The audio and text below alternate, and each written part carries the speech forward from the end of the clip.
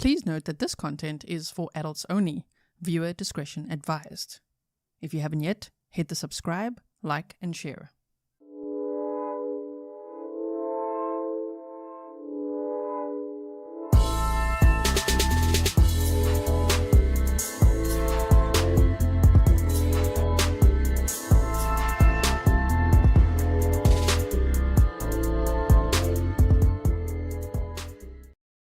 Hello everyone and welcome back to another live trial day with me, Grizzly K. This is Grizzly True Crime and we are here to watch day 10 of the Brendan Banfield trial happening in Fairfax, Virginia. And today is closing arguments. I could almost say at last, right?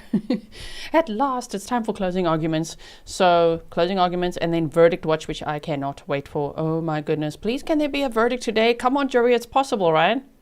I mean, it's more likely that it's for Monday, but it could be today for all we know because he got on the stand, right?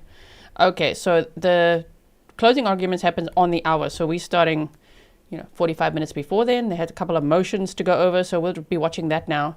And then we'll catch up so that we're ready, because I do think that there might be some fluff, That's why I'm starting just 15 minutes late, if you're watching live with me. Sipe, my goodness. Thank you so much for your $50 sticker. That's amazing. Thank you for your support. I really, really appreciate it. Thank you also to Trish for your $50 PayPal for the audio Armageddon. If you know, you know. You were there yesterday, you know what I mean? Okay. Thank you so much. Okay, let me bring up the court feed for us. Hold on one second. So we're going to put this up here. Okay. Hold on one second. I just want to do this. I'll put the sound on.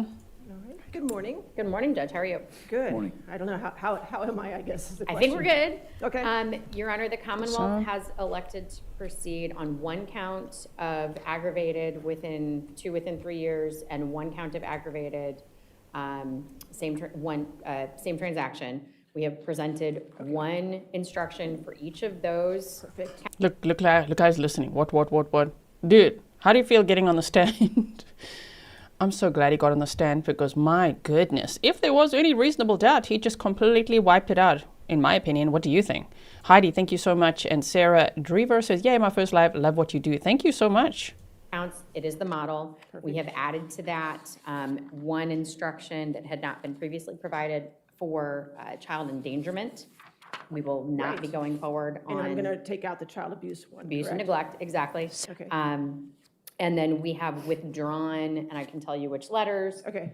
instructions All right. that were related to Sure. first degree, second degree. Let me, hold on a moment, just for the record, which counts of the 4 counts of aggravated murder are you going forward on? One moment. Either 1 and 3 or 2 and 4. I think those are the options. Right. But I just want to make sure for the record. And I'm sure you're right, Judge, but we'll open it really quick and just Okay, make sure sure, that absolutely. our 1 and 3 and 2 and 4 are the same as yours.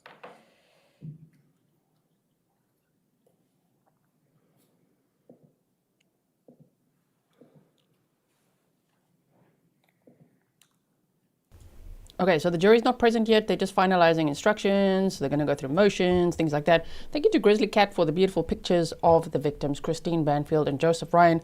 I really hope that there will be justice for them. Sharon, thank you so much for your support. Really appreciate it.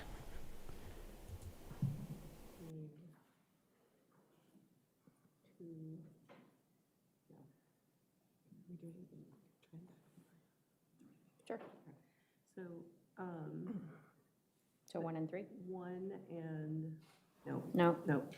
1 and 4. 1 and 4. 1 and 4? 1 and 4. Okay, absolutely, that's fine. Any objection to that then? No, Your Honor. All right, so we're going forward on count 1 and 4 of the case number ending in 666.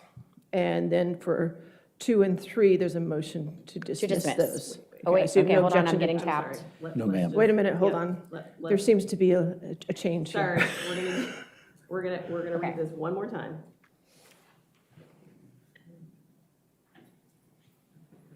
I like this judge. 1. Yep, 1. All right.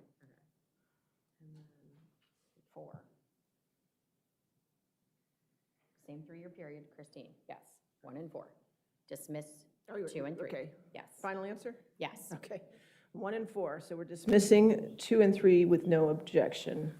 No Okay? objection. All right, so 1, 4, and 5 under the case number 666, and then we just have child endangerment on Which the is, one ending in 873. that's Okay, count one, Judge? that is count one. Yes. So count two is dismissed. Yes, ma'am. On that, on 873. Okay, fabulous. So now I have the ones before that we had talked about. Do you just want to go through those? Yes, ma'am. Okay, And I will pass up our new stack. They're clean. They have the Okay, letters typed excellent. in. all right, so I had That's instruction A, which I assume is still the same, correct? Yes, ma'am. Okay, and then we'll withdraw instruction B since he did Correct. testify? Okay, withdrawn. And then you still have C? Yes. Okay.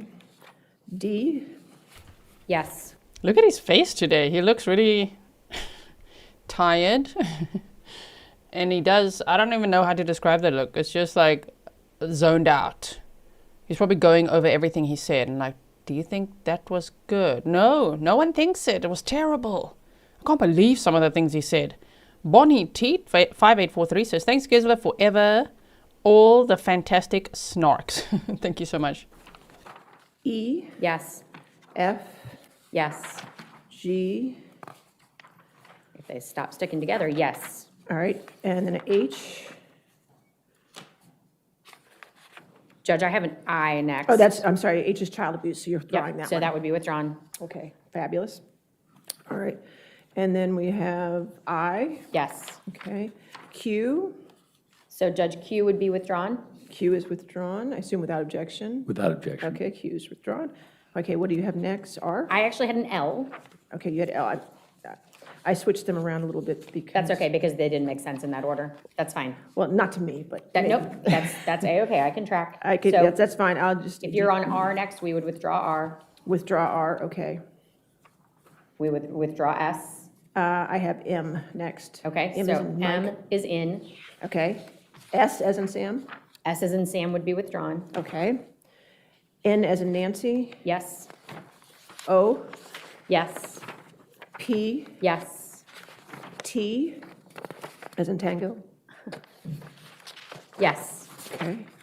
And then I think, let me see, then I have some of his instructions. I think that's all I had for you, so which ones would you like to add to that? So I have L, which was willful. Willful, okay, you have L. I do. All right, do you have a copy? I Well, do. You got the clean copies, Yep, that's I'm fine, gonna okay, pass that so up to Your Honor. we'll add L, okay, and what else? And then I have U, which is the instruction for aggravated murder, 3-year period. Okay, And then I have V, which is the instruction aggravated murder, same actor transaction. okay. And then I have X, which is the crime of child endangerment. Child endangerment, okay. And your, Deborah McGee says, at least I learned the alphabet, right? And Vex of Vex, thank you for supporting the mods with 5 coffees. U and B have the waterfalls also? They do not, Judge. You're not doing We are not waterfalls. doing a waterfall. You are just standing on aggravated murder? We are. Okay, that is your option. Do you want waterfall instructions, Mr. Carroll? No, Your Honor. No. I can stand on as well. Okay, so we're standing on aggravated murder. You've just made life a lot simpler for me on your decisions, but that is your decision. Okay, so no waterfalls, we're standing on aggravated murder. Yes, and I'm passing them up with the previously agreed upon new separate so that you can put them in Okay. as you Okay. would like them to appear. All right. I also understand we've agreed to defense 2, 4, 10, 12, 16, 20, and 36. I think that's what I have. No Let me make changes. Sure. That's the only, those are the only ones I had already had, correct? Correct. Yes. That's right. Susie says, dropping charges so the jury doesn't get hung up on something trivial. I mean, otherwise it sounded so complicated. 4 counts of aggravated murder, but then the judge was saying, okay, but aggravated murder means 2 people were murdered, unless you want to do first degree for each. And they talked all about that at the end of day 9. So go check that out if you missed it. But I mean, here they're just finalizing what the jury instructions will be and what count they will be, or counts they will be deciding on, if guilty or not guilty. So it'll be 1 count of aggravated murder for both victims, from what I understand, Joseph Ryan, Christine Banfield.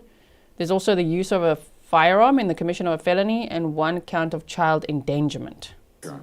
I have 2, oh, I do have L, okay, sorry. I do have 2, 4, 10, 12, and 16, and 20, and 36. Yes, ma'am. Okay, anything to add to those, or that's it? No, Your Honor.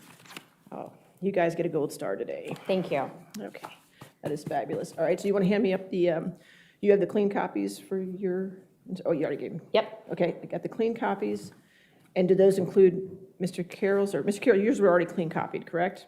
The ones that I handed up before were clean copies. Okay, so I can just insert his into Yes, ma'am. yours. Perfect. and I at can this do point, that. we owe you a verdict form. Now that you have accepted those Right, instructions. yes, I have those instructions. We will provide you with a verdict form. Okay, oh, that's fine. So if you want to provide a verdict form, I can have Shannon do one since it's just aggravated murder now. It's not too If, difficult. if, I can do that. that's just fine. So we'll do 3 verdict forms, one for aggravated murder, one for firearm, and one for child endangerment. Yes, We're on ma'am. the same sheet? 3 verdict forms. It'll be real quick. Come on, Jerry, you know it. This guilty, guilty, guilty. Can I be the foreperson? Can I make a closing argument? In the deliberation room. Listen. Ermelina, thank you so much for your, that's Swedish krona, right? Thank you so much for your sticker. I really appreciate it. Music? Okay, good. 3 verdict forms? Ms. Fritzler is asking, do you think we need 2 aggravated murder forms? Oh, yes, given I'm that sorry. there are I 2 separate? apologize. You're right, because you did go ahead and do both, same occurrence and 3 years. And 3 Yes, years. so we need 4 verdict forms. Aggravated murder in the same act and transaction, aggravated murder in 3 years, firearm, use of firearm, and child endangerment. Okay, we'll get those together. Perfect, thank you. And by the end of closings, we'll be able, you can review them before they go back to the jury. Great, thank you. Okay? Your Honor, Yes, is sir. there an order that you're going to be calling out the jury instructions? There is. Let me just put it back into the order, and I will let you know. And I will actually get copies to you as well, Okay, in the order that I'm going to give them, and I'll get one for the court reporter too, Oh, Carol. great, thank you. So I'll do that. We'll have time to do that, okay? okay. So that takes care of jury instructions. Do I have Ms. Smith here yet? Ms. Smith, are you here? Are you ready for your motion? Yes. Let's go. Is that okay? Yes, I'd absolutely. rather do that than I can go back and put those instructions all Yes, in ma'am. order. Yesterday they'd mentioned that there will be a media motion. So let's see what the media motion is, right? Grizzly Diner Banana said, geez, taking bites. Watch out. What does that mean? Am I taking bites? I don't know what that means, but I'm ready to take bites. Sadie said, is it 9 men, 7 women? That's correct, yeah. 9 men, 7 women, including obviously the 4 alternates. So shame the poor alternates that had to go through all that, especially with the defense. And it's like, okay, you'll be sitting in another room, can't talk about it, can't deliberate. Sorry about that. That always sucks. I mean, it's part of it, but it just, that, it must really suck to go through all of that and be an alternate.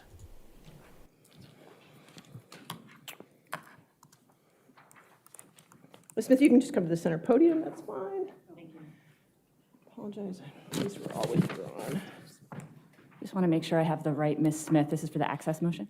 Yeah, yes. Okay, great. Well, you're Ms. Smith, so. Well, no, I know. You answered. There could be multiple Miss Smiths, so I wanted to make Well, sure. the odds were pretty good that that I had the right person. I know it was set for 9:30, but since we were so organized today, if it's okay with you, I'd like to go ahead and do it now. Absolutely. All right, I've read your motion. Thank you. So you don't need to regurgitate it, but anything you want to add to the record, you're welcome to. Oh, thank you. No, I mean, I appreciate you reading it. And just for the record, I'm Alia Smith here on behalf of ABC and NBC for access to sealed records. And I won't repeat what's in our papers, other than to say I read the Commonwealth's opposition yesterday. Right. And, I don't think that they offered, the compelling reasons that are necessary to seal, in a public criminal trial.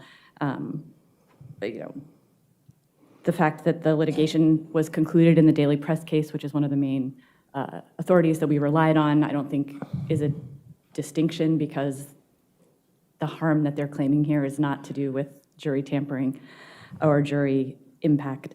And same with they try and distinguish the press enterprises cases, because in the press enterprise cases, the Supreme Court was dealing with the sealing of a whole entire trial. Being closed, correct. Correct, and that's true. And I appreciate very much that most of this trial has been completely open. 400 exhibits and televised. So. Exactly, and the exhibits available on the internet. But I think the point of the press enterprise and Globe newspapers and all the Supreme Court cases is that every aspect of a criminal trial needs to be open, and if it's not, the sealing has to be justified by on-the-record findings of a compelling interest, and I don't think that's been done here. Okay, all right, thank you, ma'am. Did you want to respond? I did read. The judge. Yes, the court's being, televised, and there's 400 exhibits, and then, But you want more now? Sorry, what? I don't know exactly what they feel like they're missing out on. I'm not too sure what that's about. I'm glad they don't complain that Grizzly True Crime, Grizzly Cat got the body cam before anyone else did.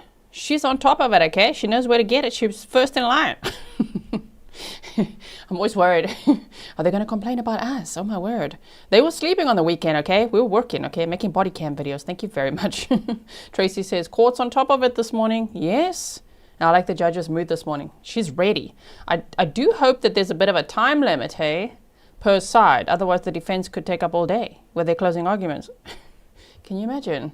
Is your opposition We brief? would submit on our brief. Submit on your brief. Did you want us to respond, Mr. Kerr? You join your microphone, just. Your Honor, I would join in the Commonwealth's position. All right, thank you. Okay, you can stay right there. That's fine. All right, so the ruling on the media motion, non-parties ABC and Dateline have moved to unseal certain exhibits admitted during this trial. The court fully recognizes and respects the First Amendment and the fundamental principles of transparency in our judicial system. These proceedings have at all times been open to the public and the media has not been denied access to any hearing or trial testimony in this case. At the same time, the court does not take the sealing of documents lightly. When considering sealing or unsealing, the court must balance the public's right of access against other compelling constitutional and statutory interests. Here, the constitutional and statutory rights of crime victims. Article 1, Section 8 of the Virginia Constitution, entitled Rights of Victims of Crimes, and Code 19.2-11.01, entitled Crime Victim and Witness Rights, require that crime victims be treated with dignity, respect, and sensitivity, and that their privacy be protected to the extent permissible under law.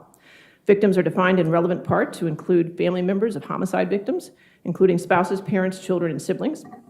As the Supreme Court recognized in Globe Newspaper Company versus Superior Court, the First Amendment right of access to criminal trials serves the important purpose of protecting the free discussion of governmental affairs. However, that right is not absolute. It may be limited where there is a compelling governmental interest, and any limitation must be narrowly tailored to serve that interest. The court.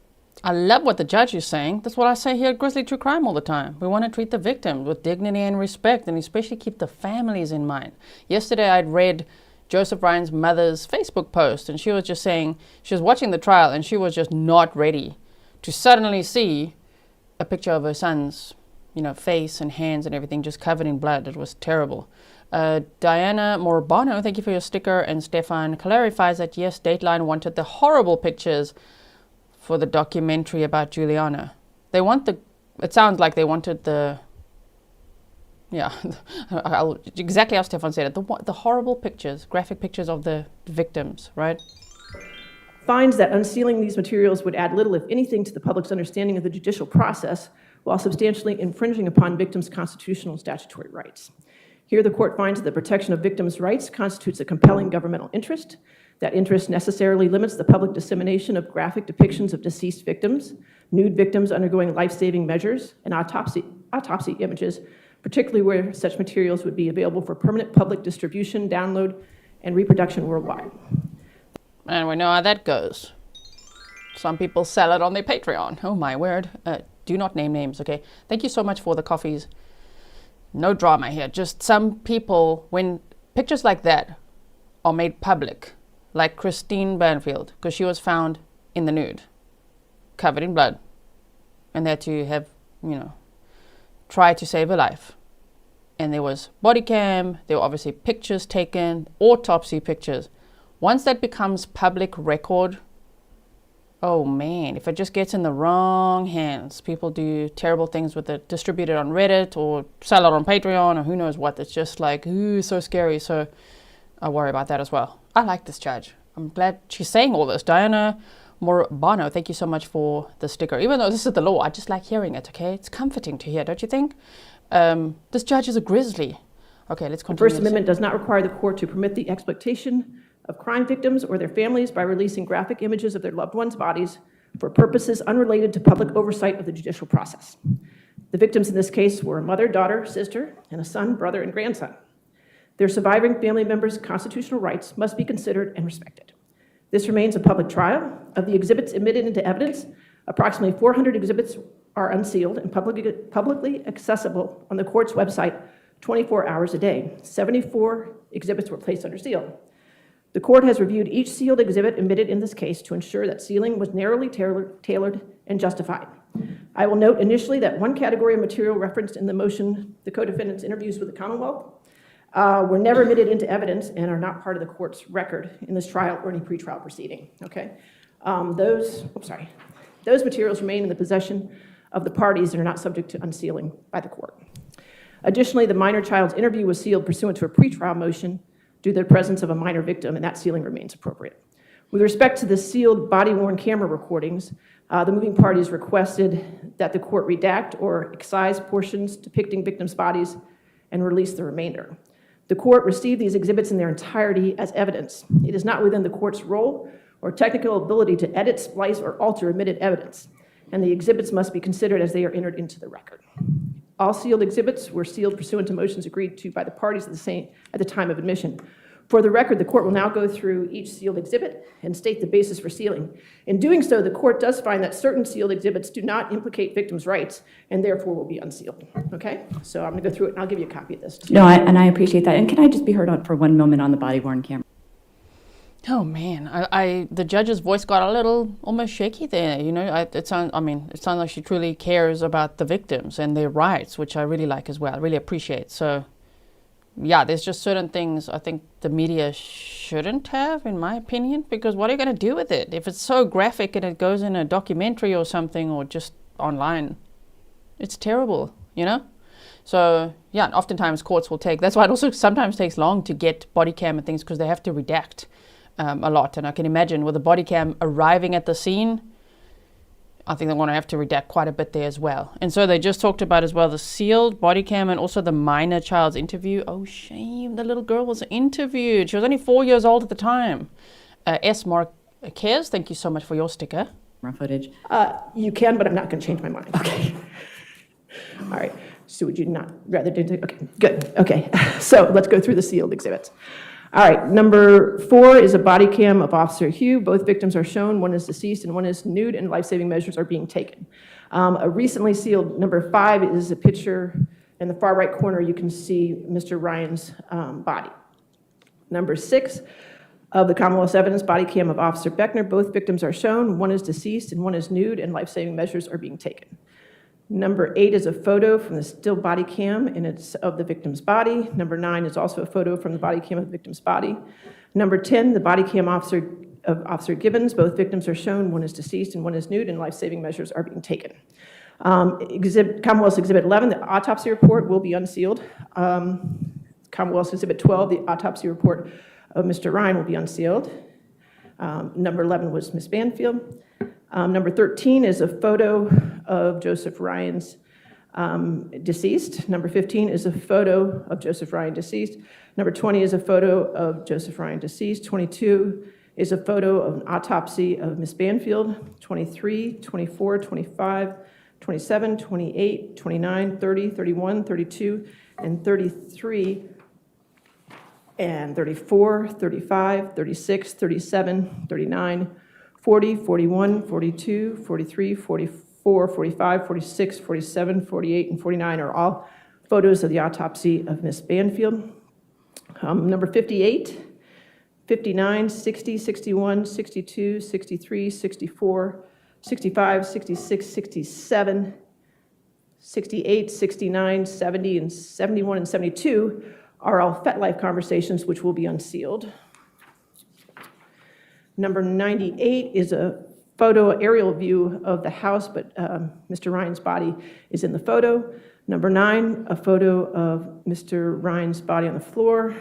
100 is a photo of closer up of Mr. Ryan's body on the floor. 101 is also Mr. Ryan's body. 101A is that same photo with annotations. 101B is the same photo with annotations. 123 is a photo of Joseph Ryan's body. 123A is the same picture with annotations. 123B is the same picture with annotations. 124 is also a photo of Joseph Ryan's body.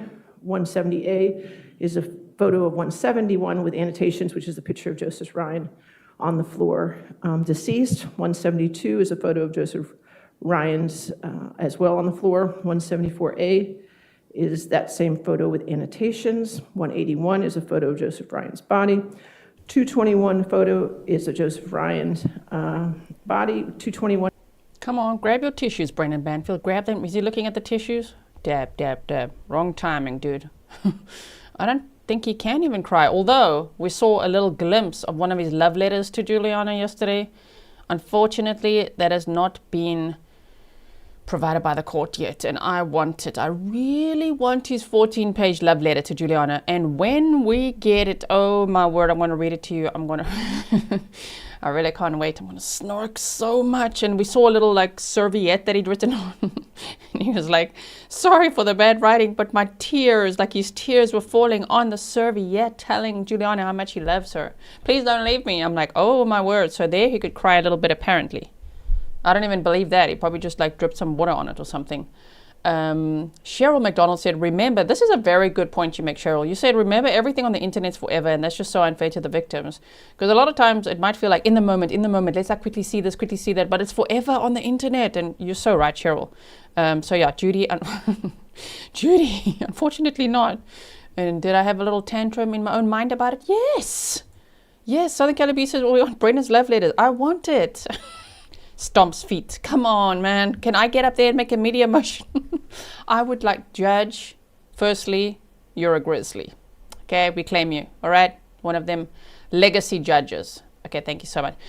Also, my media motion, Judge, would be please, as soon as possible, could the state just get to, publishing their exhibits so that we could get it from the court.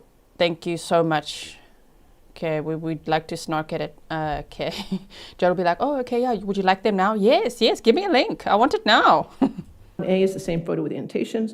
241 is a photo of the body-worn camera, a still photo with the victim, Mr. Ryan, on the carpet at the crime scene. As far as defense sealed exhibits, the body cam video of Officer Palmer has the body of both Joseph Ryan and life-saving measures being taken from Ms. Banfield at the crime scene. And number 87 is a body cam video of Officer Casanova without audio, and the minor child victim is present for a significant portion of the video. And 119 is a Gmail log for FetLife, which I will unseal. So I will give you a copy of those, and I'll highlight the ones that I'm unsealing. They're already highlighted. I appreciate that very much. And just for the record, I'd like to add that in the Knorr case that we cited, the court did order the availability of redacted video and documentary records. And in the AP case from the Fourth Circuit, the court held that administrative burdens are not a sufficient compelling reason to keep things. And so I really feel like, there's a way that public can have access to some of this, even if they don't have the specific, very graphic images. And the exhibit is the exhibit, and I take the exhibit as it is. All right? Thank you very much for your motion, and have a good day, Ms. Smith. But we seem to have taken care of it. We got your clean parts now, and then you had the 20 that you wanted to put the two together, which, if you want to take a look at it, Yes. if you want to approach. Yes, ma'am. You wanted to add 20, but you had two 20s. So we combined them, Shannon combined them for you. Is that? Yeah. And there's no objection to 20? No, ma'am. All right. So what we'll do, no problem. So what we'll do, this is the order I'm going to read them in for the record, and we have copies for... The little blip. Janet Murphy said, little blip. Yeah, that would be him, right? Little blip. He's a big blip. For the attorneys and for the court reporter for right now. Then we'll get copies for the jurors as well. All right, so the jury instructions we read, instruction A, C, D, E, U, V as in Victor, L, I, M, F, G, X, N, O, P, T, 2, 4, 10, 12, 16, 36, and 20. A little blip, Stefan. A coffee stain on Mr. Carroll's copy. Right. Just a little blip. Is there anything else before we bring the jury out? No, ma'am. Okay. Okay. Bring in the jury. Come on. The jury must be so excited as well. On a Friday, hey? Let's finish this. That's right. He could barely stand. Remember, he's spineless, so yeah, you should be worried. You should look at them like, yeah, you're going down. And he did it to himself. Can you imagine?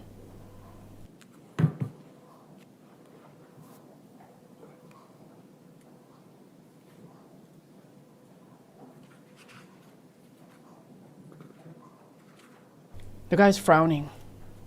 Should be.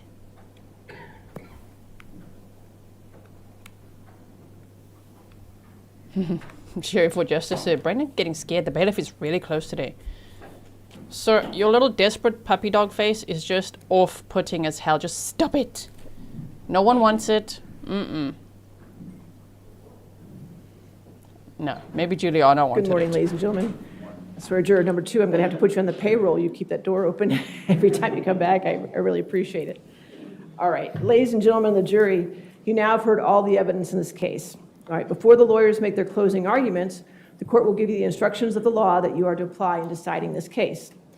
Since it's been quite a while since I gave you the preliminary instructions, I want to remind you that in their closing arguments, the lawyers will refer to the testimony and other evidence that you will have heard, but what the lawyers say in their closing arguments is not itself evidence. Their statements are only their recollection of what the evidence in the case was. It is your collective recollection as 12 jurors of what the evidence in this case was, which shall govern your deliberations. In addition, remember your notes should be used only as an aid to your memory. You should not give your notes precedence over your independent recollection of the evidence, and you should rely on your independent recollection of what the evidence in the case was, and you should not be unduly influenced by the notes of other jurors. In addition, a reminder that the court has sealed the names of the jurors for a year. Just wanted to make sure I remind you of that. Okay, as far as the jury instructions are involved, you'll be able to take these written jury instructions into the jury room with you, and we'll make copies for all 12 jurors, okay? So you don't need to take notes on them right now, but I would ask for your attention when I read them, okay? With respect to the instructions I'm about to give, you might notice that at the top of them, some of them are numbered and some of them are lettered. You not have to concern yourself with that. You're just looking at the body of the instruction themselves, okay? Some of the instructions may appear to be in conflict. This is because the court cannot predict your findings of fact. Therefore, the court must instruct you, the jury, on the applicable law under both the Commonwealth's case and the defendant's theory of the case, okay? Brendan Banfield is presumed to be innocent. You should not assume that he is guilty because he has been charged and is on trial. This presumption of innocence remains with him throughout the trial and is enough to require you to find him not guilty unless and until the Commonwealth proves each and every element of the crime beyond a reasonable doubt. This does not require proof beyond all possible doubt, nor is the Commonwealth required to disprove every conceivable circumstance of innocence. However, suspicion or probability of guilt is not enough for a conviction. There is no burden on Brendan Banfield to produce any evidence. A reasonable doubt is a doubt based on your sound judgment after a full and impartial consideration of all the evidence in the case. Any fact that may be proved by direct evidence may also be proved by circumstantial evidence. That is, you may draw all reasonable conclusions from the evidence. You may convict Brendan Banfield on circumstantial evidence alone, or on circumstantial evidence combined with other evidence if you believe from all the evidence that he is guilty beyond a reasonable doubt. When the Commonwealth relies upon circumstantial evidence, the circumstances proved must be consistent with guilt and inconsistent with innocence. It is not sufficient that the circumstances proved create a suspicion of guilt, however strong, or even a probability of guilt. The evidence as a whole must exclude every reasonable theory of innocence. You are the judges of the facts, the credibility of the witnesses, and the weight of the evidence. You may consider the appearance and manner of the witnesses on the stand, their intelligence, their opportunity for knowing the truth and for having observed the things about which they testified, their interest in the outcome of the case, their bias, and if any has been shown, their prior inconsistent statements, or whether they have knowingly testified untruthfully as to any material fact in the case. You may not arbitrarily disregard believable testimony of a witness. However, after you've considered all the evidence in the case, then you may accept or discard all or part of the testimony of a witness as you think proper. You are entitled to use your common sense in judging any testimony. From these things and all the other circumstances of the case, you may decide which witnesses are more believable and weigh their testimony accordingly. If you believe from the evidence that a witness other than Brendan Banfield previously made a statement inconsistent with his testimony at this trial, the only purpose for which that statement may be considered by you is for its bearing on the witness's credibility. It is not evidence that what the witness previously said is true. The defendant is charged with the crime of aggravated murder. The Commonwealth must prove beyond a reasonable doubt each of the following elements of that crime. Number one, that the defendant killed Christine Banfield and Joseph Ryan. And number two, that the killings were willful, deliberate, and premeditated. And number 3, that the killings occurred within a 3-year period. If you find from the evidence that the Commonwealth has proved beyond a reasonable doubt each of the above elements of the crime as charged, then you shall find the defendant guilty of the aggravated murder of Christine Banfield and Joseph Ryan. If you find that the Commonwealth has failed to prove beyond a reasonable doubt any of the elements of the crime, then you shall find the defendant not guilty. The defendant is charged with the crime of aggravated murder. The Commonwealth must prove beyond a reasonable doubt each of the following elements of that crime. Number 1, that the defendant killed Christine Banfield and Joseph Ryan. And number 2, that the killings were willful, deliberate, and premeditated. And number 3, that the killings occurred as part of the same act or transaction. If you find Just so you guys know, this is normal speed, okay? The judge is just setting the tone. The judge is setting the tone. Like, let's get through this, guys. Let's go. She's speaking so fast, oh my word, on normal speed. Yeah, let's get it going, people. find from the evidence that the Commonwealth has proved beyond a reasonable doubt each of the above elements of the crime as charged, then you shall find the defendant guilty of the aggravated murder of Christine Banfield and Joseph Ryan. If you find that the Commonwealth has failed to prove beyond a reasonable doubt any of the elements of the crime, then you shall find the defendant not guilty. Willful, deliberate, and premeditated means a specific intent to kill adopted at some time before the killing, but which need not exist for any particular length of time. A willful act is one done with a bad purpose or without justifiable excuse, or without ground for believing it is lawful. A willful act is intentional or knowing or voluntary as distinguished from accidental. The terms bad purpose or without justifiable excuse require knowledge that the particular conduct will likely result in injury or illegality. To prove the charge of murder, the Commonwealth does not have to prove a motive for the killing. The presence or absence of a motive may be considered in arriving at your verdict. Brendan Banfield is charged with the crime of using a firearm while committing or attempting to commit murder. The Commonwealth must prove beyond a reasonable doubt each of the following elements of that crime. Number 1, that Brendan Banfield used a firearm. And number 2, that the use occurred while Brendan Banfield was committing or attempting to commit murder. If you find from the evidence that the Commonwealth has proved beyond a reasonable doubt each of the above elements of the crime as charged, then you shall find Brendan Banfield guilty. If you find that the Commonwealth has failed to prove beyond a reasonable doubt either or both of the elements of the crime, then you shall find Brendan Banfield not guilty. A firearm is any instrument that is capable of expelling a projectile by force or gunpowder. A firearm is also an object that is not capable of expelling a projectile by force or gunpowder, but gives the appearance of being able to do so. The existence of a firearm may be proved by circumstantial evidence, direct evidence, or both. Brendan Banfield is charged with the crime of child endangerment. The Commonwealth must prove beyond a reasonable doubt the following elements of that crime. Number 1, that Brendan Banfield had custody of Valerie Banfield, who was a child under the age of 18. And number 2, that he willfully or negligently caused or permitted the life of such child to be endangered. If you find from the evidence that the Commonwealth has proved beyond a reasonable doubt both of the above elements of the crime as charged, then you shall find Brendan Banfield guilty of child endangerment. If you find that the Commonwealth has failed to prove beyond a reasonable doubt either or both of the elements of the crime, then you shall find Brendan Banfield not guilty. The fact that Brendan Banfield has been indicted by a grand jury is not evidence against him, and you should not consider it. If there is concert of action with the resulting crime, one of its incidental probable consequences, then whether such crime was originally contemplated or not, all who participated in any way in bringing it about are equally answerable and bound by the acts of every other person connected with the consummation of such resulting crime. You must not consider any matter that was rejected or stricken by the court. It is not evidence and should be discarded. You may infer that every person intends the natural and probable consequences of his acts. Look at that face. My goodness. Brendan, I would reconsider your face. Defense attorney, just give him a nudge there. This is not a good look. Wow, resentment. The Commonwealth bears the burden of proving beyond a reasonable doubt the identity of the defendant as the person who committed the crimes charged. If the Commonwealth has not met this burden, you must find the defendant not guilty. You may consider the character of the defendant when proven by the evidence, whether good or bad, along with the other factors and circumstances in the case in determining his guilt or innocence. The statements presented to you as having been made by the defendant are submitted for your consideration along with all the other evidence. The weight, value, credibility, and reliability of those statements are questions for your determination. If you believe from the evidence that the defendant previously made a statement inconsistent with his testimony at this trial, that previous statement may be considered by you as proof that what the defendant previously said is true. Juliana Perez Magales has testified that she was an accomplice in the commission of the crime charged in the indictment. While you may find your verdict upon her uncorroborated testimony, you should consider such testimony with great care, and you are cautioned as to the danger of convicting the defendant upon the uncorroborated testimony of an accomplice. Nevertheless, if you are satisfied from the evidence of the guilt of the defendant beyond a reasonable doubt, the defendant may be convicted upon the uncorroborated evidence of an accomplice. if you believe that the defendant was without fault in provoking or bringing on the killing of Joseph Ryan, and if you further believe that the defendant reasonably feared under the circumstances as they appeared to him, that he or others were in danger of being killed or that he or others were in danger of great bodily harm, then the killing was in self-defense and you should find the defendant not guilty. The defendant contends that he acted in defense of another person. Under Virginia law, this defense is governed by the same principles that apply to self-defense.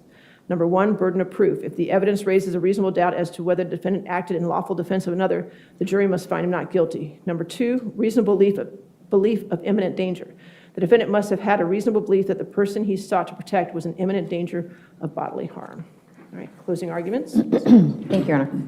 Here we go, everybody. Buckle up. Closing arguments by the state.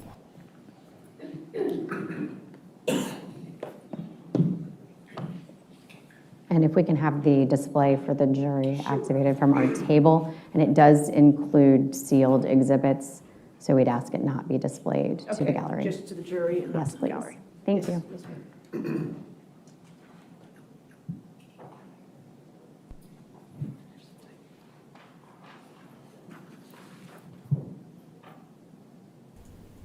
Quickly, for those who didn't see my message over and over, Juliana will be sentenced by this judge on February 20th of 2026. You good?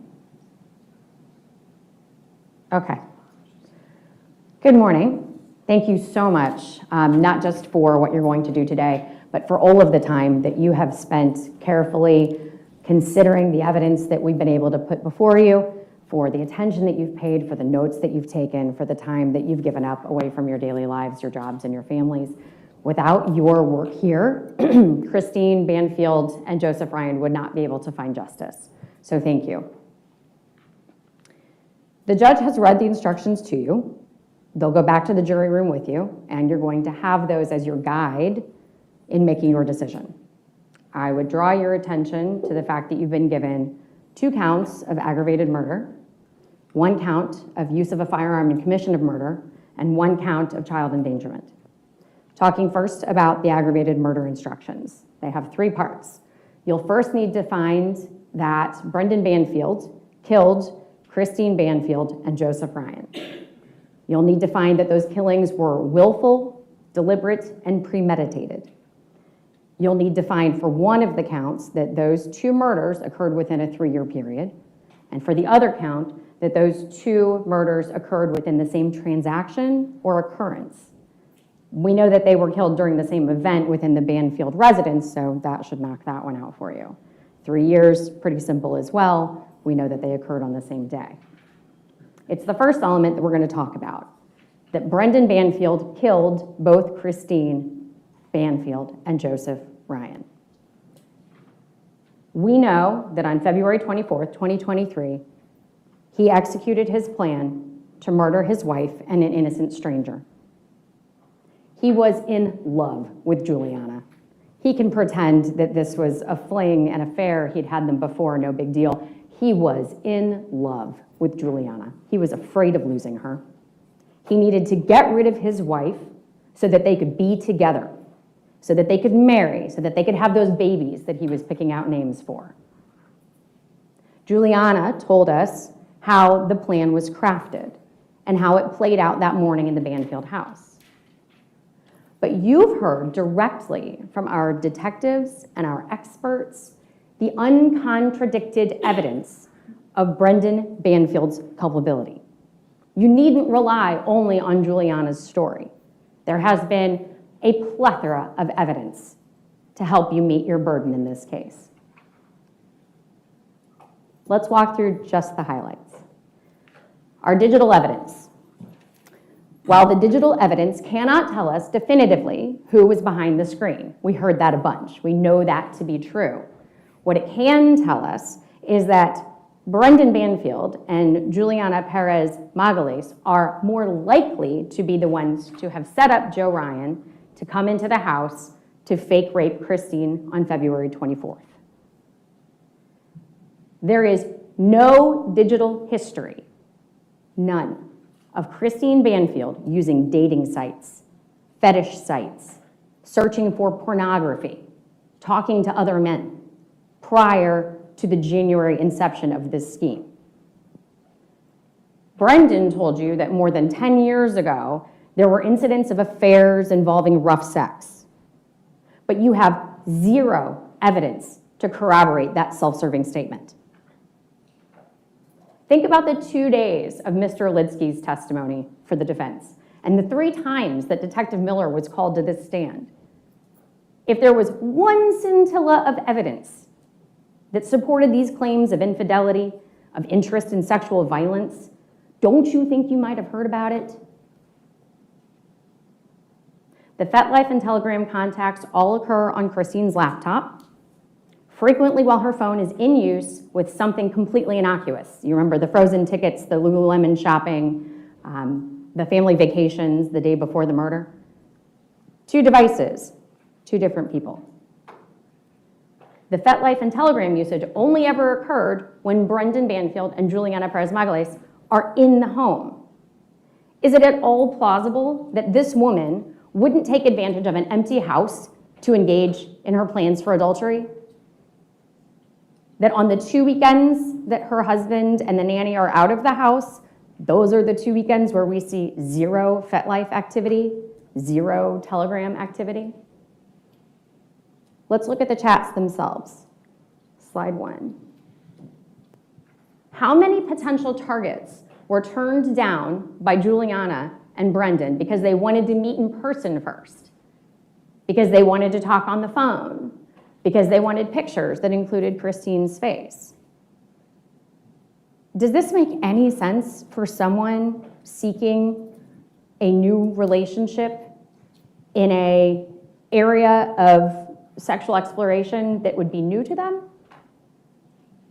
Why would the real Christine Banfield have been concerned about taking these safety precautions? For that matter, why would the real Christine Banfield have been searching for someone who was willing to engage in knife play when she had a blood clotting disorder? Why would Christine use a phone from a gym bathroom, a photo from a phone taken in a gym bathroom when she has all of these far better pictures available? That one keeps stumping us. There are so many more whys, and I'm sure you have plenty of them in your own heads, but the answer is the same to all of these whys, because it wasn't Christine. It was Brendan Banfield with the help of Juliana. Let's talk about our physical evidence. You heard from Detective Leach, Dr. Kessler, Ms. McCarthy, Dr. Greenspoon, Ms. Colombo. She was up there forever with all those lab sheets. They gave us a million things to think about. Slide 4. Christine Banfield died as a result of 7 stab wounds to her neck. She suffered massive blood loss. Next, the knife Brendan used to kill her was a kitchen knife with an approximately 4-inch blade, the kind you use for chopping up vegetables. This was the knife that Joe Ryan brought because Anastasia asked him to. This was not the killing knife that Brendan Banfield had envisioned for his scheme.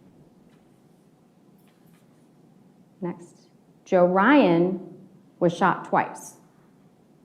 Once in the head by Brendan Banfield, incapacitating him. A second time by Juliana in the chest, tearing a large hole through his heart and lodging in his spine. His wounds were rapidly fatal, according to Dr. Kessler, and we saw that there was little to no blood from the chest wound.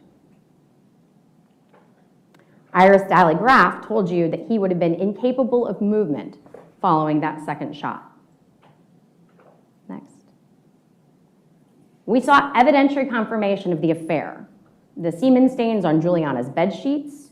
We also saw the photos of Juliana's clothing moved into the primary bedroom when the search warrant was executed in October following the murders.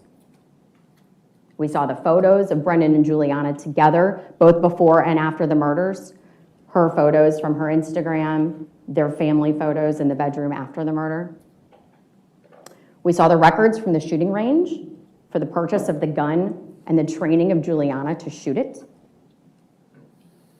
Slide 8. We saw the deactivation of the automatic locking feature on the front door at 5:47 a.m. the morning of the murders. done from Christine's phone by the person who knew how the locking system operated, Brendan Banfield. We saw Christine's phone turned off at 6:46 a.m. and hidden in a drawer in a bar table in the kitchen. This is just not where you keep your phone. This is not where we heard that this woman kept her phone. This is not where a person who's about to engage in potentially risky behavior puts her source of help. A floor away, turned off, in a drawer, off to the side of the kitchen. Just doesn't make sense. We saw Brendan Banfield drive to McDonald's and hang out, waiting for the call from Juliana. We see their call records, 10 and 11, between Juliana, Christine's phone, which is turned off, Brendan, Christine's phone, which is turned off. They're creating a record. It's a plan. It is premeditated. We see this false attempt to check in on Christine so that they can tell the story to the police when they arrive, that they did everything they possibly could. Next, we see the lock at the top of the basement door that Brendan Banfield did not think to engage to protect his daughter. Even under his own version of this event, he agrees he didn't think about it. He left his 4-year-old child in the basement with guns out, stranger in the house, and something happening that caused him to be concerned. We heard the 911 calls. We have a hang-up at 7:47 with Joe moaning in the background, and then a 15-minute gap before anyone calls 911 back. 8:02, 15 minutes between when someone in that house thought the police should be there and when they finally asked for help. We saw the body-worn camera and the photos from the scene. Blankets piled near the bodies. Brendan Banfield kneeling on this blue towel. The towel that has very little staining, completely inconsistent with having been used to stop the flow of blood coming from Christine's neck. We heard that the carpet was soaked through to the subfloor. We saw Brendan Banfield's handcuffs that he didn't use. Magazines full of bullets he didn't shoot, collected from him after the murders. And finally, the blood evidence. You heard from Lieutenant Giacchio and former Deputy Chief Bruce that it was Iris Dallygraff's report that finally pushed this case over the edge and brought the charges against Mr. Banfield months before Juliana decided to flip. That's how strong this evidence is. That's how reliable this evidence is. Ms. Dallygraff walked us through so many inconsistencies in this scene, proving that it had been manipulated. And you heard absolutely nothing from the defense about this evidence. Mr. Banfield gave you zero explanation for any of this evidence. Slide 15. They have provided no explanation for Christine's blood smeared on the right hand of Joe Ryan, leaving voids between the fingers. They have no explanation for the blood smeared across the top of the right onto the left, leaving that void on Joe Ryan's hand where they had been overlapping. Next. For that matter, you have no explanation from defense for how his hands came to be in that position, neatly folded on his chest, covering the bullet wound that penetrated his spine, immobilizing him. How could that have happened if you are to believe Mr. Banfield? There's been no explanation for the bloody hand-like smears on Joseph Ryan's jeans containing Christine Banfield's DNA. There's been no explanation from defense for how his jeans ended up bunched under his rear. Next slide. There's been nothing to tell us why a mixture of Joseph Ryan and Christine Banfield's blood, a mixture, could possibly have been on the inside of his waistband at the buttonhole, on the button, and on the zipper. Nothing from the defense to explain how Joe Ryan could possibly have manipulated his pants after being shot in the head, given that no other bleeding wounds were present. If his blood is on those pants, on that button, on that zipper, he was bleeding when they were touched. How could he, Joseph Ryan, have been the one to touch his button, his zipper, the waistband of his pants, to pull them down in that fashion? Brendan told you he never touched Joseph Ryan. And yet we have distinctive finger-shaped parallel lines on Joseph Ryan's arm and small circular stains consistent with blood having been dropped from above while Joseph Ryan lay on his back. Next. And then there's the blood on Joe's hip. Blood that traveled onto his body and then ran down to the floor with the assistance of gravity while he lay prone. It couldn't have come from his chest. That wound barely bled. He was laying down when blood was shed. Makes it pretty impossible that he stabbed Christine Banfield. Next. On the other hand, Brendan Banfield has cast off on his jeans. He has blood all over his hands.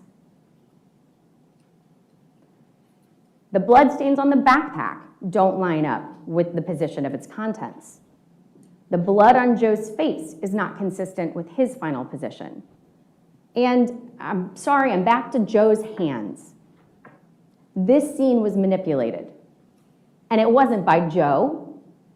It wasn't by Christine. And according to him, Juliana didn't do it.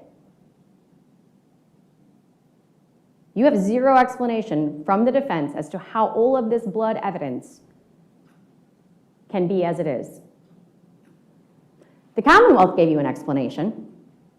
Brendan Banfield and Juliana Perez Magalis colluded to kill Joseph Ryan and Christine Banfield. That makes sense.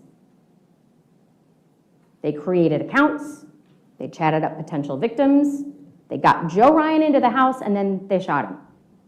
Brendan stabbed Christine, let her bleed out on the floor, and then dripped, smeared, and wiped her blood on Joseph Ryan's body to make it look like he had attacked Christine. Then they called the police. Brendan let Juliana take the fall, and it took a little bit of doing, but here we are, and it's his turn to be held accountable. All of this evidence can leave you with no doubt that Brendan Banfield killed Joseph Ryan and Christine Banfield.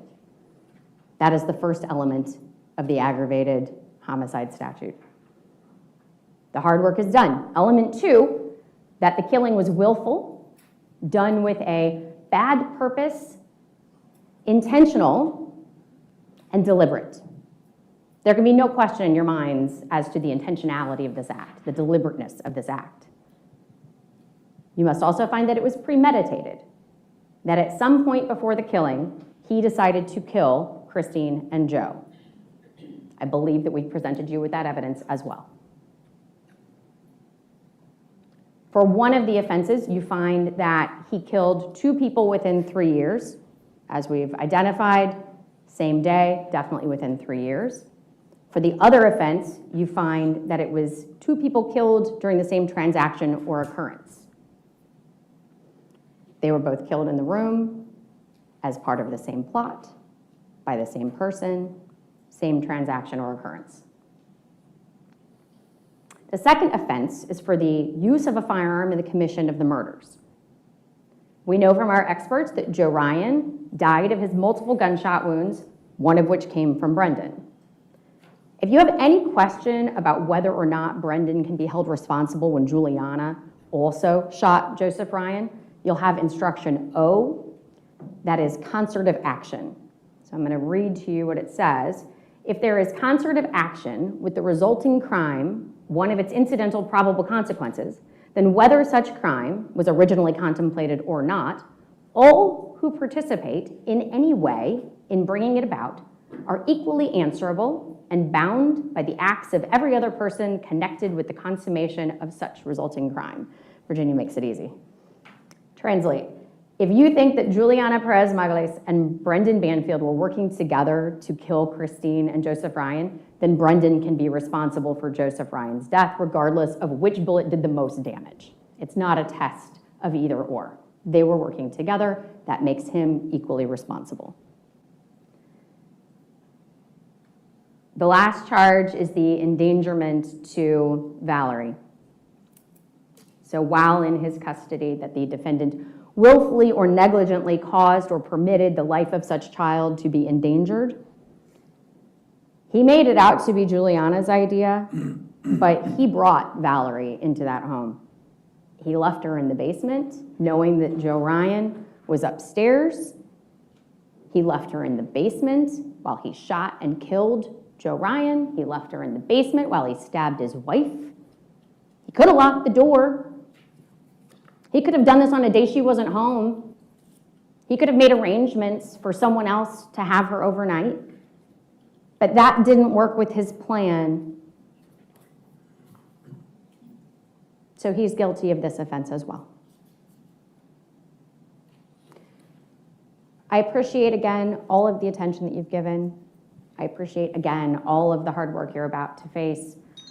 Please be thoughtful in your deliberations. But at the end of the day, I don't think that there can be any reasonable doubt that Mr. Banfield has committed each and every one of the offenses that we have put before you today. Thank you. All right, thank you. Cross-examination. Nonna 0228 says 1 hour each for closing, and yes, the Commonwealth will get a rebuttal. I missed that. Did they say it on camera, or is that like Virginia law? I don't know, but okay, thank goodness there's a time limit because I'm getting worried. I'm so grateful that the Commonwealth has explained that, because I was worried, like, okay, wait, what if the jury is like, but Juliana, she is the one that, fatally shot Joseph Ryan. So wouldn't that then be tricky? Wouldn't that make deliberations tricky? No, they explained that very well now. So if Joseph Ryan died of multiple gunshots, wounds, and one is from Brendan Banfield, then he can be found guilty of that as well, equally, right? Auntie Lime says, that's a nice pic of Joe. We needed more of them, in my opinion. We know all about Christine, not enough about Joe. Well, I've had a picture of Joe every single day, and all the best ones that myself and Grizzly Cat could find. So yeah, you said and who he was, not just the porn, right? I've done my best. But there's not too much information out there. But here and there in the day, we've read what his mother has said as well on Facebook. We've been following her posts. So I really hope there'll be justice for Christine Banfield and Joseph Ryan. Ready for the defense's closing arguments? I'm Thank sorry, you. closing arguments? Your Honor, may I bring a bottle of water up in front of the... You can. Thank I you. just need to get the microphone. It's on.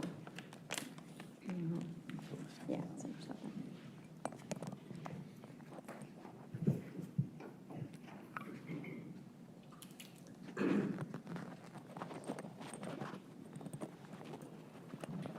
While we wait, tell me how you think the state did, the Commonwealth. How did they do? It was pretty good, right?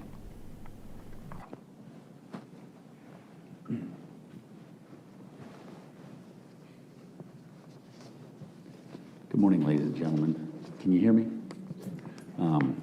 That's been a little bit of a problem, but I have it right on me at this point. I join in the Commonwealth's thanks for your attention, for the time that you've put into this. I intend to present to you with highlights of many of the things that we went through, but I can assure you I'm not going to be going through the evidence that's already been moved in. And it took a long time, and you were very patient, and everyone was very patient. I'm sorry.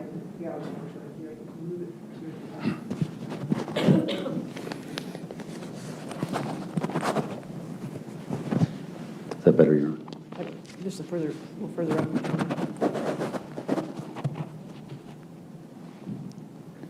Can everyone hear that? Okay. I'll try to speak a little louder.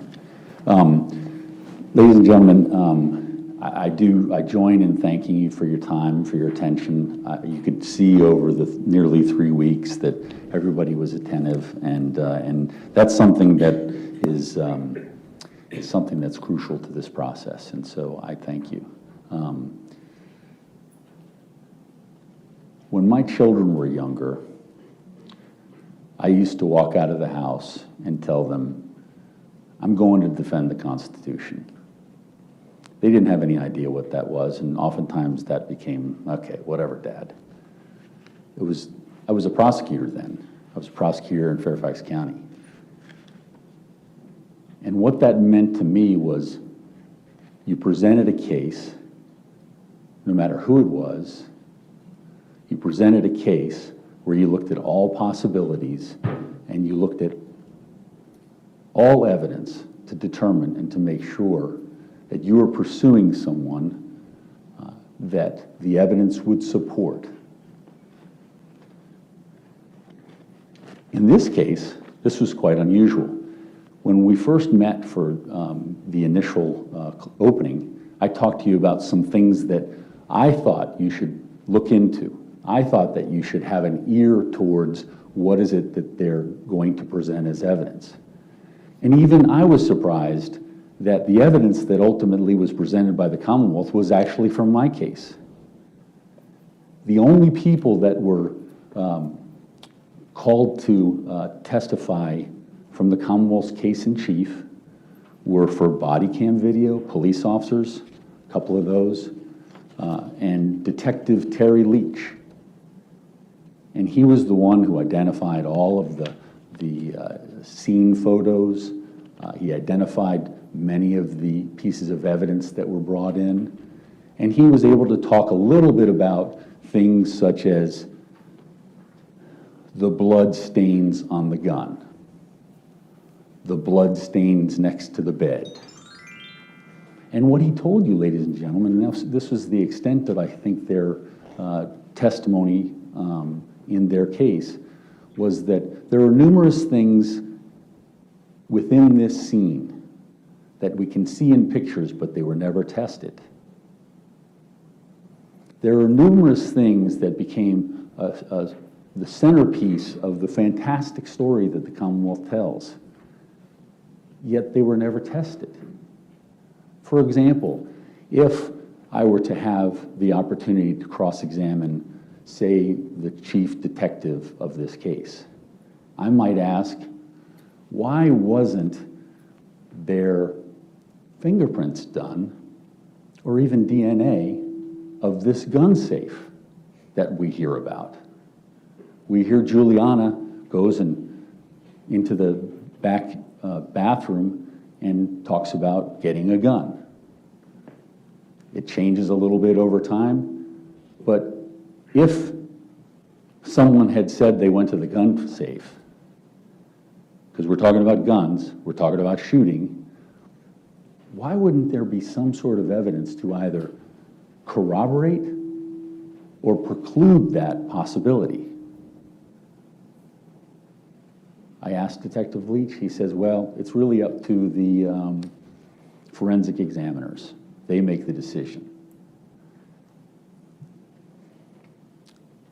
In looking at the scene, you'll notice in the body cam video that you're going to be reviewing, there's a point when first responders come in and you see Brendan kneeling down next to his wife, rendering aid. He just shot Joe Ryan. He testified yesterday, he puts the gun down to his right, which is where his holster is. And he also indicates to you in his testimony yesterday that he moves the knife away from Joe Ryan. The staining on the bed where my client put the gun for the first responders, because whenever there's any sort of a shooting, you have to make sure that you are nowhere near the gun in the event that you're perceived as someone who's hostile. He puts it to the corner of the bed, and the questions that remain were, did anybody ever test the blood on that gun?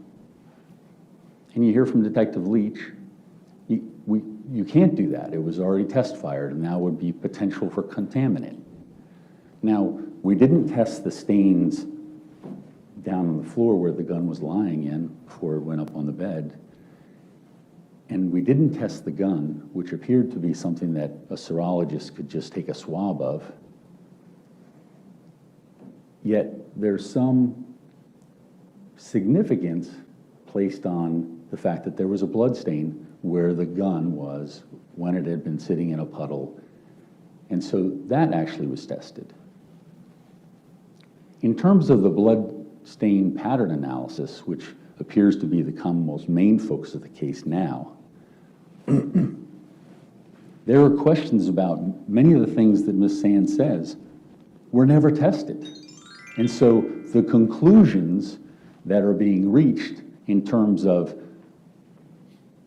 Brendan Banfield did this, he did this, based upon whatever blood analysis, is oftentimes not considering the fact that it was never tested. We don't even know whose blood it was. Those kind of things are important. And so let's go back to defending the Constitution.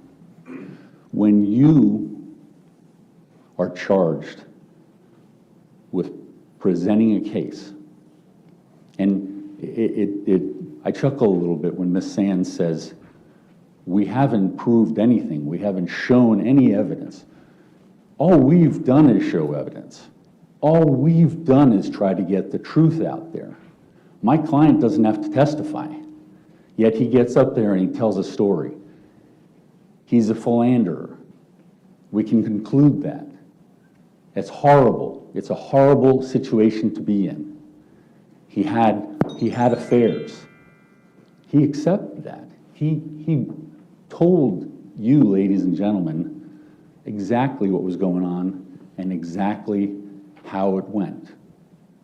On cross-examination, he admitted to communications that were provided, which were letters between he and Juliana when she was in jail.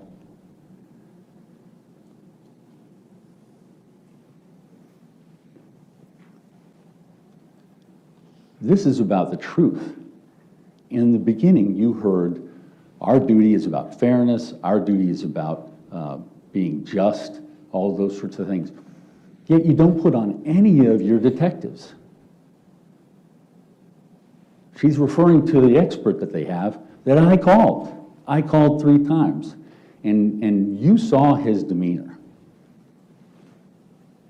He was very uncomfortable. Why would he be uncomfortable? Why would he have been uncomfortable talking about his work?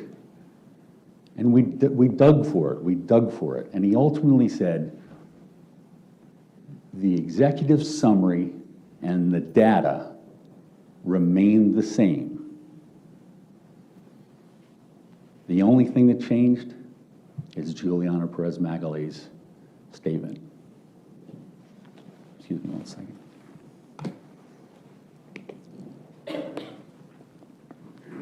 Hey, Brendan, he called you a philanderer. So there, number one, that's the first time that anyone in this case, which was when I called him, conclusively said the entire catfishing theory changed upon her plea deal. So let's talk a little bit about confirmation bias. Or I think we referred to it when we were talking in closing, or when I was talking in closing, about a rush to judgment. You've heard from detectives from Fairfax County. Detective Smith came up and she told you the catfish theory started within weeks of the event. She says, that's not how we do it. We look to the evidence and we follow the evidence. Seems like a pretty reasonable way to go. And that was something that I asked of pretty much everyone that was in some sort of investigatory capacity. That is the way cases go, is the evidence leads you where you're going to go. But lo and behold, what we find out is that that theory is being peddled by the the 2 people in command staff, actually the 3 people in command staff that you also heard from. You heard from from Mr. Bruch, formerly Deputy Chief Bruch, that when Brendan Miller presented his findings, well, first of all, he said, I didn't agree with his report. And I said, well, what, if any, analysis of the raw data did you do in order to make that statement, I don't agree with this report?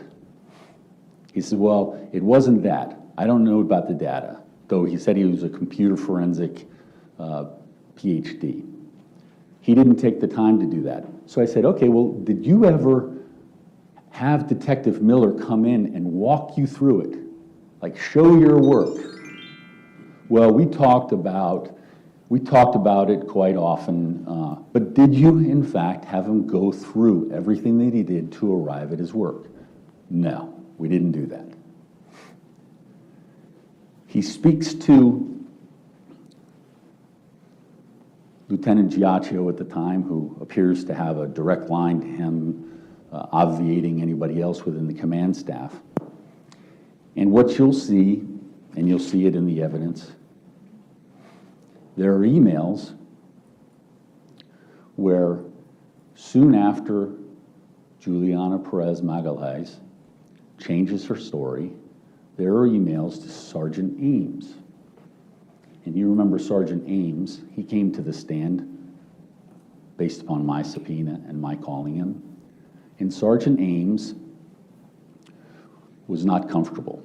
And you could see any of these police witnesses are just not comfortable coming to the stand on my subpoenas and answering my questions.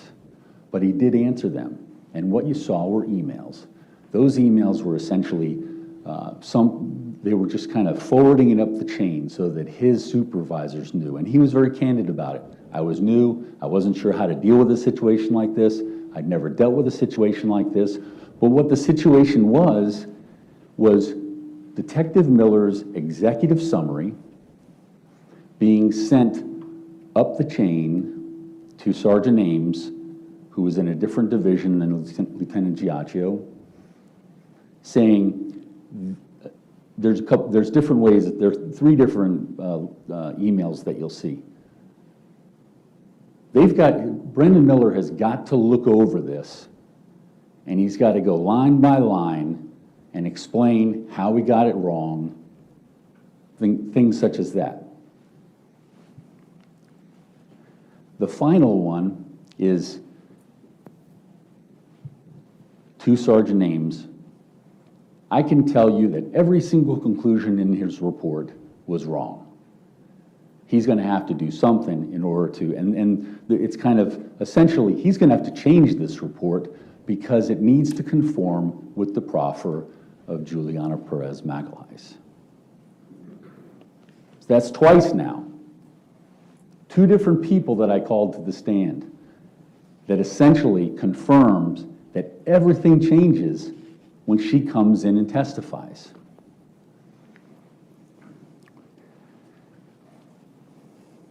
Let's get back to confirmation bias, rush to judgment. When you have people in a supervisory nature, you have a command staff chain of command, and the highest people are pushing you on your work product. That's why you look like the people that are up here testifying, because they're sitting on the fence. They're sitting on a razor, and neither side is good for them. But they came before us and they testified, as to the truth. Detective Miller spoke the truth, and you can see it. Detective Miller, his work was concurred by Mr. Litsky, who you heard for quite often during this period of time. And it was peer reviewed and it was concurred by someone, a third party. You heard Detective Miller say, that's never been done in Fairfax County. You heard him say, I didn't ask for that peer review. He didn't know who asked for that peer review. Why would you want a peer review of something if it wasn't for it to change? So once again, not happy with that, not happy with the work product. There's nothing to indicate in Detective Miller's background anything but stellar expertise. But he wasn't introduced as an expert for the Commonwealth. Now, this is where this whole theory went wrong. They discredited him. They disregarded him, and they didn't listen to him. And that's a problem. That's a problem for their case.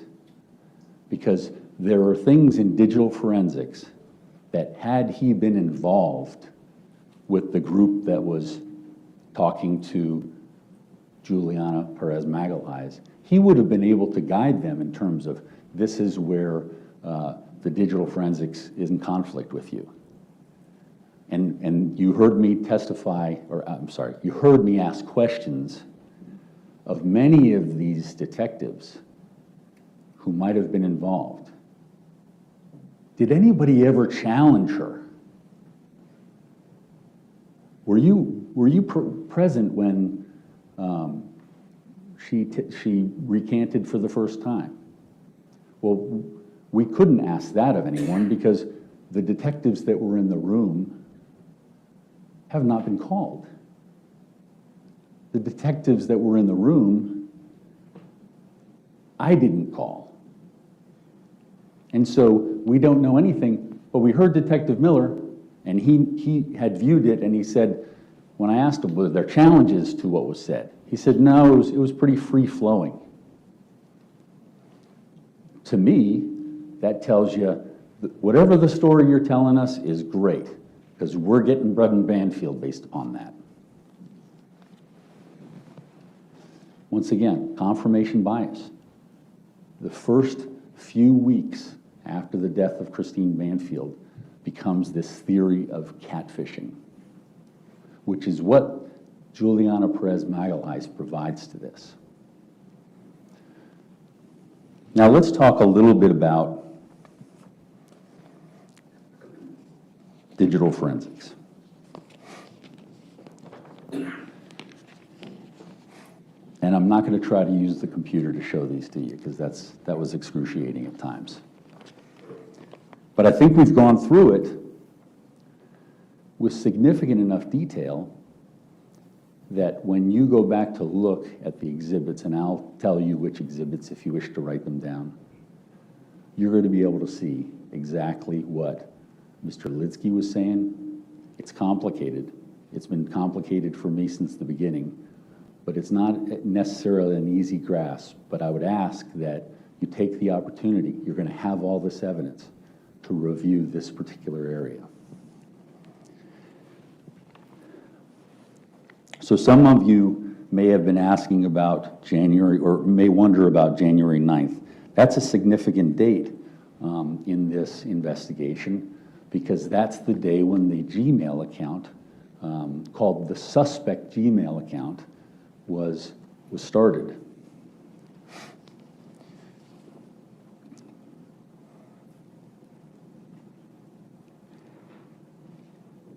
Let's just look at how Juliana Perez Magalhaes managed this. Regarding the Gmail setup on January 9, 2023, Juliana told the Commonwealth that she was at the house with Brendan when she witnessed him create the Gmail account that was used to kick off the entire catfishing scheme. The Commonwealth took her at her word. The police didn't make any effort to corroborate her story. The one detective who stood up and said the evidence contradicted her story was transferred off the case.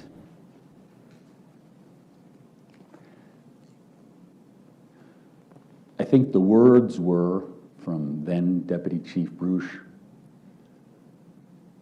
"That guy will never work on another digital forensics case in major crimes as long as I'm here." He admitted it.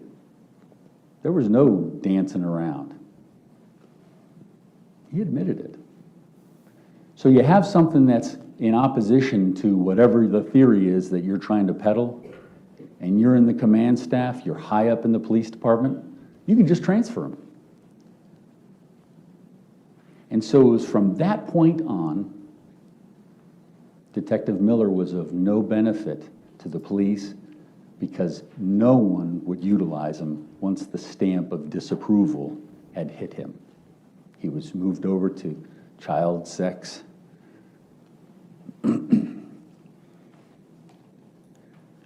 Juliana told the same story to you here in court, and it's a lie.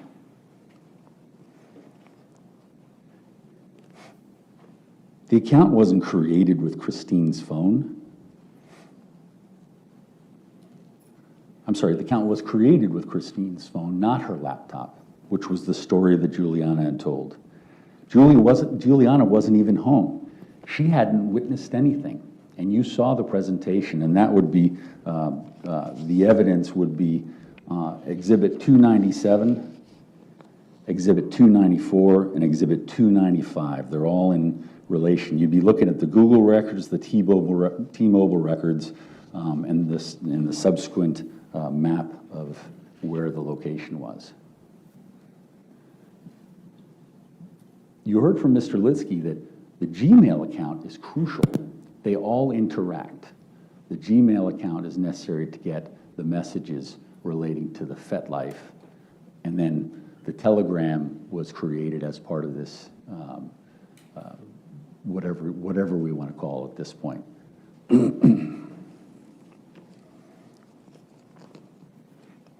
Juliana made it up. She told the Commonwealth what they wanted to hear, and without question, they just took it as their story. She told this lie to secure herself a deal that benefited her. This one event relating to digital forensics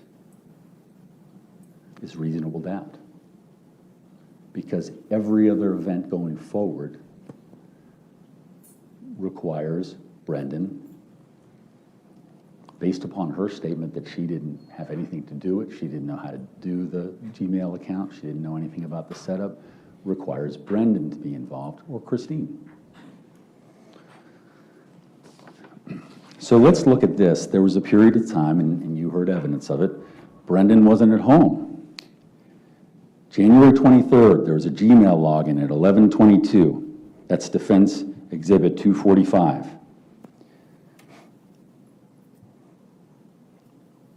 FetLife was accessed.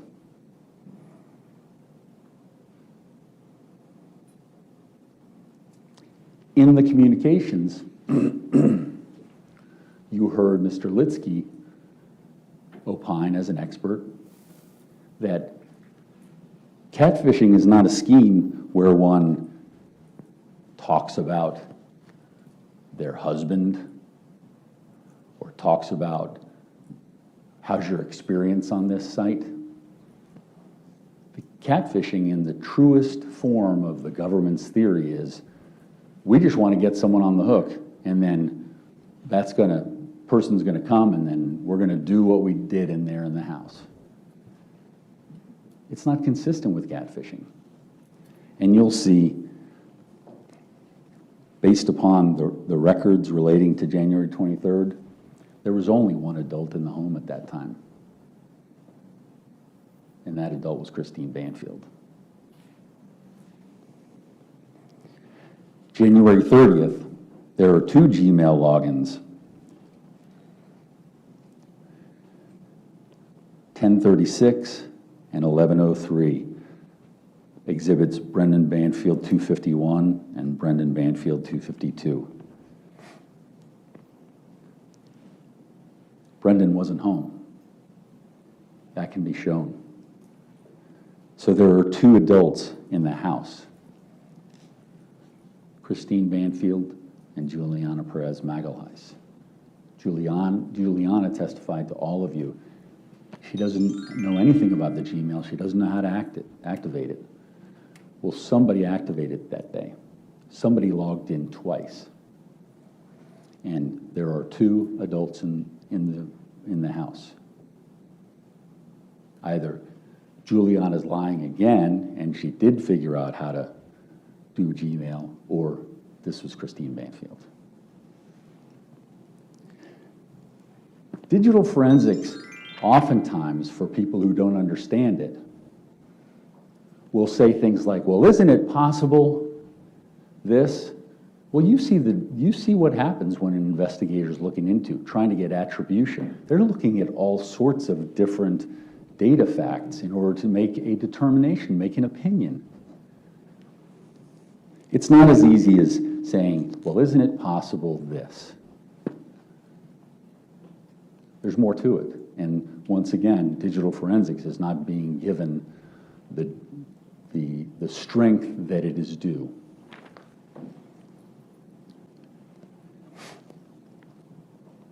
February 7th, 2023, Gmail login at 10:02 p.m. There's only 2 adults in the house. Brendan Banfield can be identified as being out of the house, and one of whom says she never did anything with Gmail. That's BB 257. It's been presented to you. You can recollect what it was that was said, but what we know is that Brendan was out of the house. What we know is that Juliana was there, and we know that Christine was there.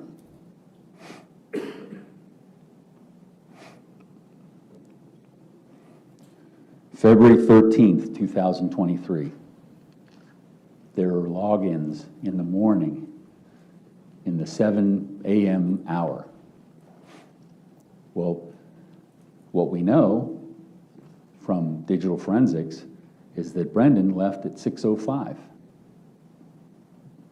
And at 6:12, he was at Tyson's Corner, based upon his Easy Pass records.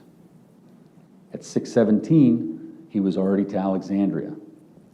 And soon thereafter, he was in Cheltenham, which is the Federal Law Enforcement Training Center. They call it FLETC. Well, while he's on the road, while he's at the FLETC Training Center doing his training, there are 2 logins.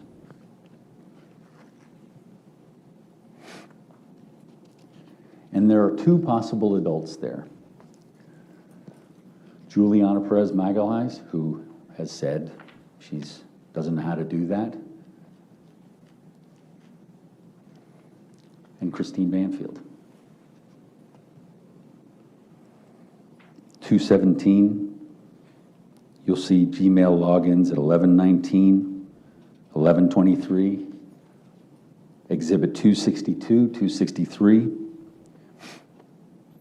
same thing. 2 possible adults. Brendan Banfield was out of the house. One said she never did anything with Gmail.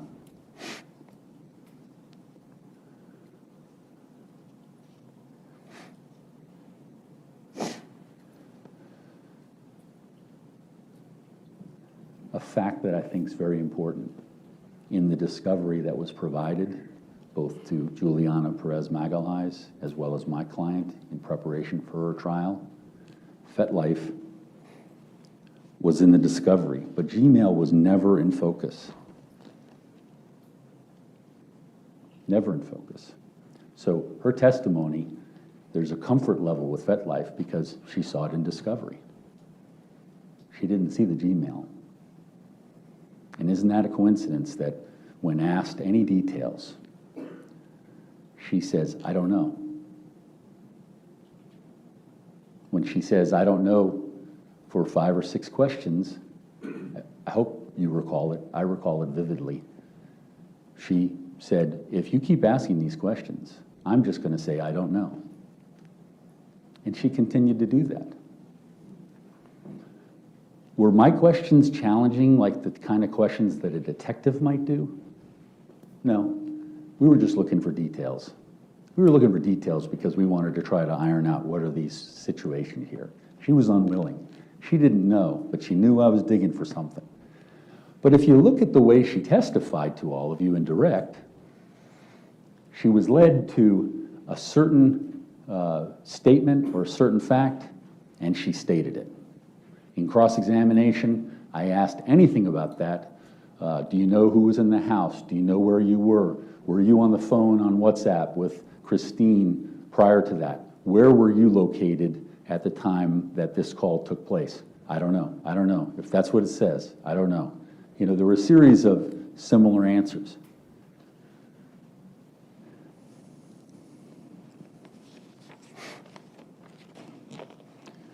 Once again, her role has grown in importance for this case. It's, along with Deputy Chief Bruce and Lieutenant Giacchio, she's pushing it on through her deal. Now, one of the things that I talked to you all about, and one of the lengthy cross-examinations was relating to a group of exhibits which were number 1 through number 69. And you'll see it. It was highlighted. I think you've seen it for a brief period of time, but we were moving along. Look at that. You'll see these are the personal letters that she would write to my client. And those personal letters, I believe, is the closest to the truth that you will have heard from Juliana Perez Magalhães. She was in a situation which really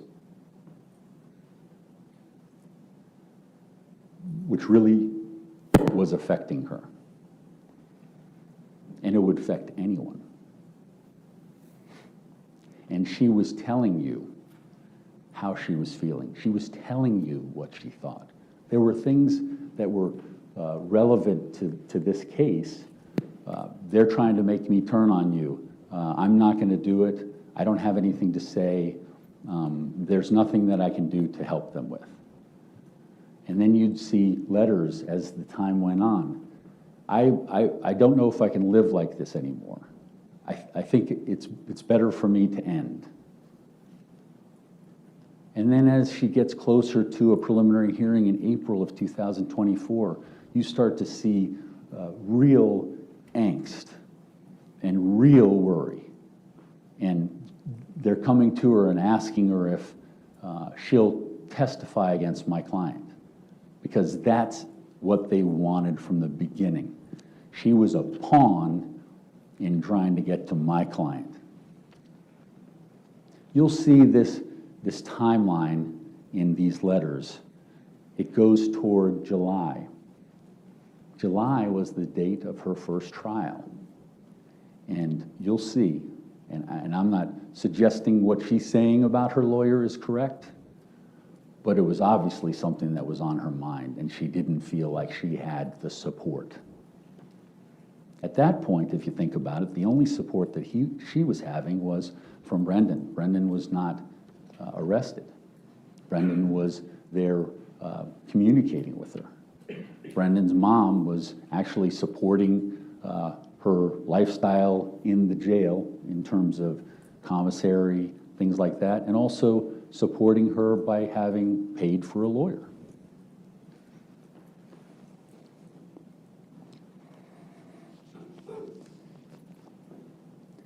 Around August, you'll see in these letters, it gets to be real despair.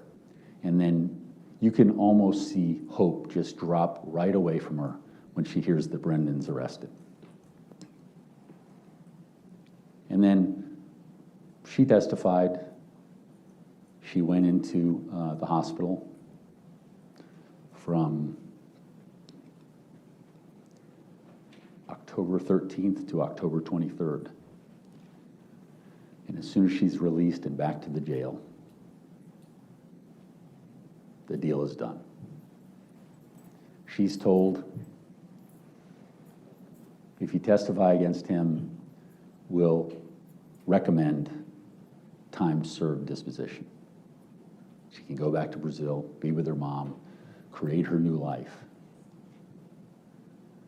And we know a little bit about the new life that she's planning on creating. And you have it in the documents that are before you. She's been negotiating with people who are connected to Netflix. She's been negotiating with people who are connected to Hulu. She's been talking to every other news media, at first to try to see if they just put $50 into her commissary. But then she realized, hey, there may be something here. She's invented, she's going to try to write letters. She's going to try to write a book. She wants to have a documentary. She wants to have a series. And she's about to sign or about to agree when her lawyer steps in and says, don't sign that. And so around March of 2025, you see negotiations essentially end. The number was in the area of $25,000, and it was going to be sent to her mother in Brazil. It's a lot of money in Brazil. And so, where's the downside for her? Where's the downside for her? I mean, there are plenty of people who would make that decision, given the circumstances, given you're 2 weeks from the trial, when your attorney asks for a continuance. And oddly enough, he was asking to find a digital forensic examiner. If they'd done that, maybe that wouldn't have happened. Maybe they would have realized how strong the digital forensics examinations are.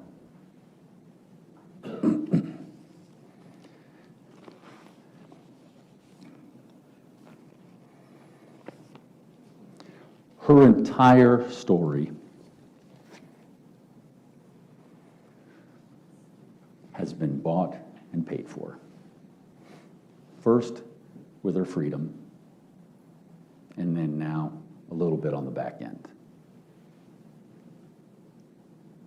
There's a jury instruction here that says something about corroborated, uncorroborated testimony, and you should be careful of it.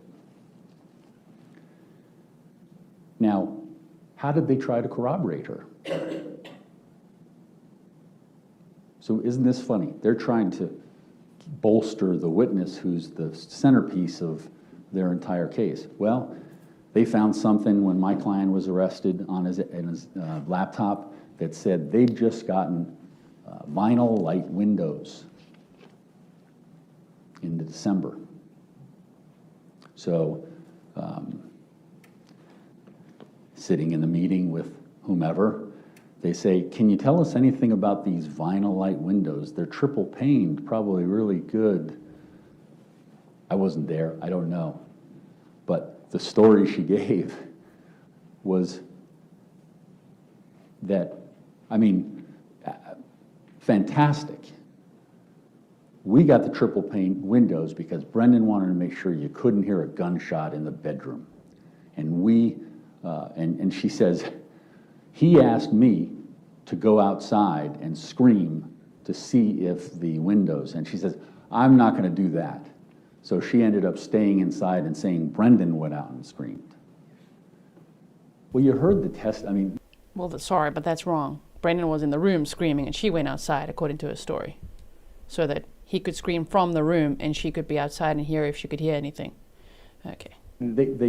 This gentleman from Vinyl Light Windows came in, they trotted him up there, and he said, yeah, we met in January. That was when we first talked about this, and it wasn't just the windows for the bedroom, which is what Juliana said. It was the full windows, and then you saw an artifact on Facebook that is Christine Banfield actually talking to her neighbors about the numerous vendors that they had been working with to try to get a quote from December 2021. So this is well before Juliana came on the scene, but it's an opportunity to try to make her appear in the know, to corroborate her. Well, that was a disaster, and that didn't work. And you heard the gentleman, what the life cycle of order to quotes to all those things, they were all done well before any sort of relationship started with Brendan. No, they weren't. Confirmation bias. Rush to judgment. It continues on. Detective Leah Smith tells us the catfish theory was told to them within 2 weeks. She goes on to talk about the theory and investigation and the direction it was going in. During a period of time soon thereafter, Detective Miller tells of his transfer against his will because he was advised he'd never work on major crimes cases again. Sergeant Ames, after receiving communications from Lieutenant Giacchio, immediately sends it up the chain. Could be just the way he does things, or it could be, read those emails. Hey, I'm being asked to do this. I need some support here. When you have a theory that gets pushed from non-investigative command staff, and you have a theory that the investigators look at, then you create something called tunnel vision. And that tunnel vision, if you're following what essentially are orders, is to the exclusion of any other evidence, any other theory, such as maybe this is a rekindling of previous fantasies, and the guy who brought the knife to the house is the stabber.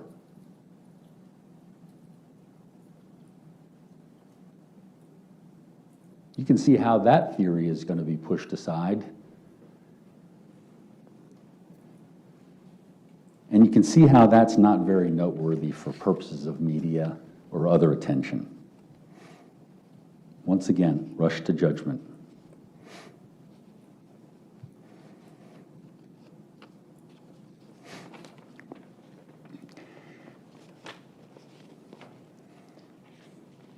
Catfishing. If you're catfishing, meaning you're trying to get the one guy, Joe Ryan, to come to the house so that you can do this gruesome act,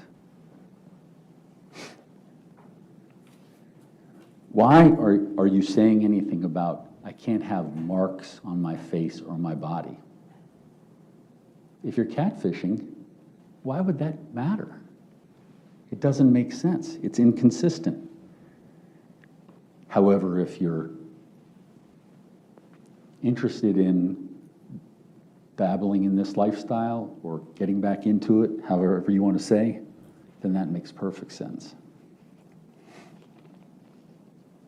There's 9 different conversations on FetLife with different people. And you have all of the FetLife communications.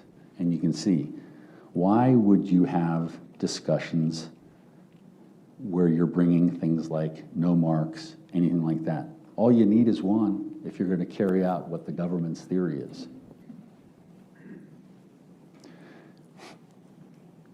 Why would you give anyone details about your work or your home or your husband if you were catfishing? I mean, if it's truly catfishing, you're looking for the biggest pile of people that might be considered. If you're telling someone that you have a husband and you want them to come over to the house, why would anybody come? You're losing the potential people that you might want to have there who are violent or, love to do all the things that Juliana has said. Why would you do that if you're catfishing? Well, they were. They tried a lot of people, most, all of them unwilling to do that, to come to the house. So they kept trying until they found one who was willing to. It doesn't make sense. On February 13th, 2023, why would there be generic research on secure apps for communications?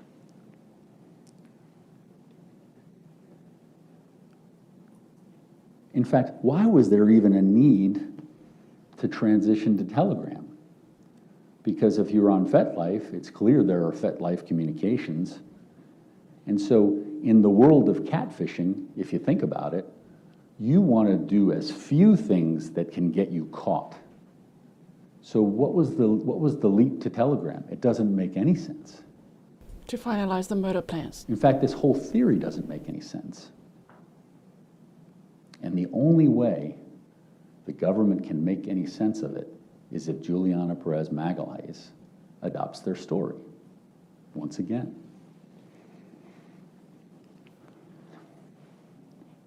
As late as February 19th, which would be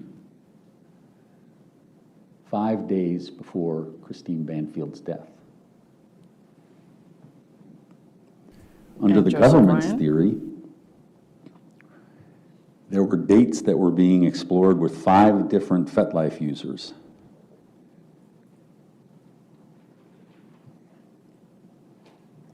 Why? If Joe's already coming, why?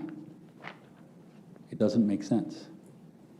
And that works both ways. If you're like, why? If Joe's already coming, it doesn't make sense. It doesn't then at all. That's why they tried other people. They were not willing to just come to the house. They found Joe. He was willing to. That's it. End of story. That's why they moved to Telegram. I don't normally interrupt closing arguments. Sorry about that. I'm just like, it makes sense, okay, why they would go to Telegram. Because it's encrypted. To make those final messages more private. 2 shady people doing that. Meaning Juliana and Brendan Banfield, in my opinion.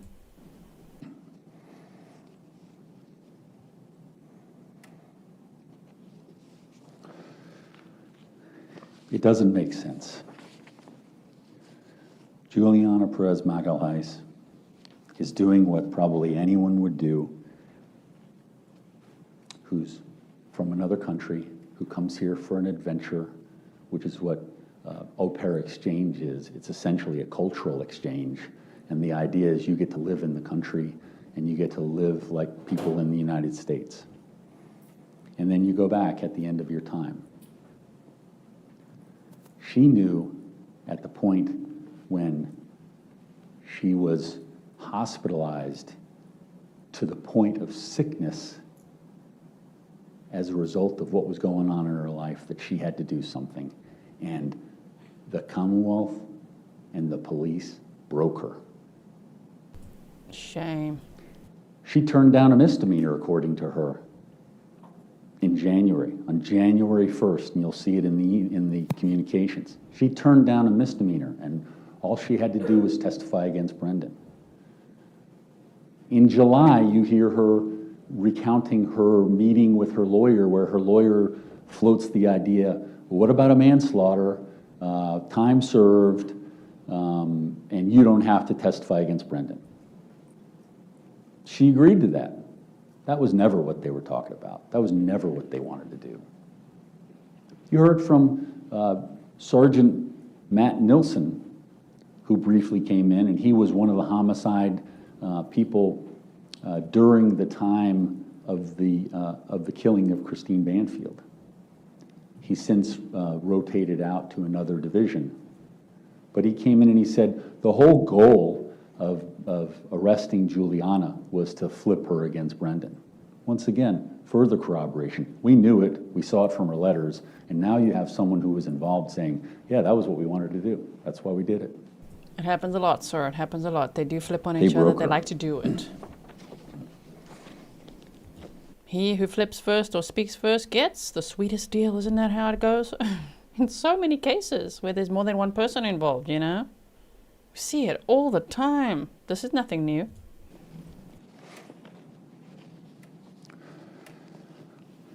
In talking about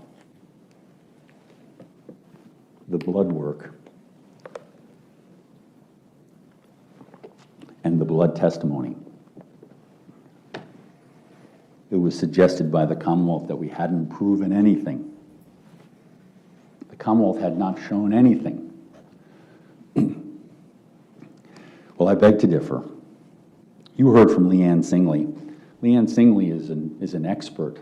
She's an expert with tremendous credentials, and she's an expert in truth in terms of what she's allowed to say, what she can say, what she can't say. And she speaks to you in the language of bloodstain pattern analysis. She's not talking about possibilities, she's talking about facts. She's a scientist. Her counterpart from the Commonwealth was willing to entertain any possibilities. In fact, questioning of her was, well, isn't it possible this? Isn't it possible this? Isn't it possible this? And oftentimes you would hear her respond, well, that wouldn't be something that I would have expected to see, which is a very interesting statement if you think about it. What is it that she's expecting to see? Which makes you wonder, who's telling her what she should be seeing? And does it fit the narrative? So let's go to Leanne Singley. She tells you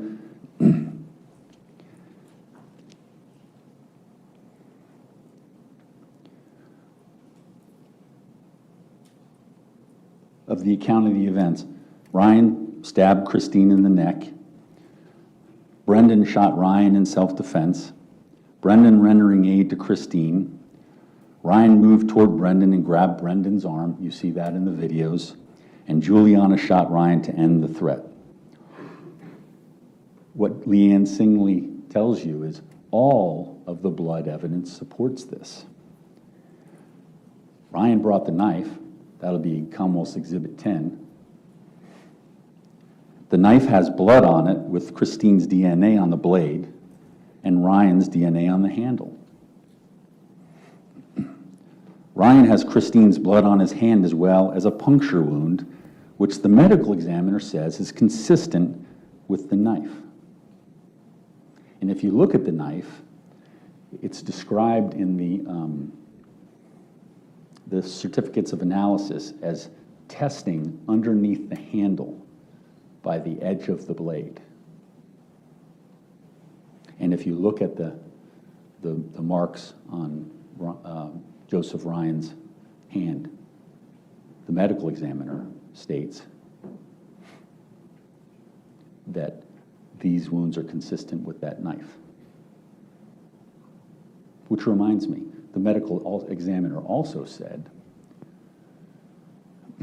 that Joe Ryan was capable of movement.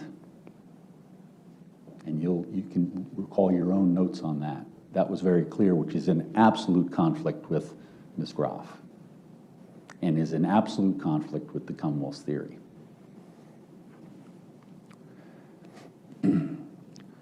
She further goes on to say, Ryan has Christine's, the blood on his hand shows his hand was closed when the blood was deposited. That's that closed fingers we were talking about. That's what the Commonwealth was talking about in terms of having nothing going in between the fingers. That's holding a knife. That's how that happens, because you're holding it very rigid in order to do that. The bloody handprint on Ryan's thigh is consistent with him touching his own leg with his bloody hands. That's Ms. Groff. The stains on Brendan's jeans and shirt are what you would expect he would get while giving aid to Christine. And we see it. We see it on the body-worn camera. We see it on the still shots. He's leaning down. He's down there on his knees. Interestingly, Ms. Groff says, all I saw was his hands around Christine's neck. I don't know that that's not accurate, but that's probably not what was really going on there, because everyone else said he was rendering aid. The police witnesses, who are more objective than the expert witness for the Commonwealth, all say that he was rendering aid. Yeah, he was rendering aid by putting his finger in Christine's neck injuries, as he said several times, like the creepy alleged killer he is. That was so creepy how he said it. Oh my word, yeah, really rendering aid, huh?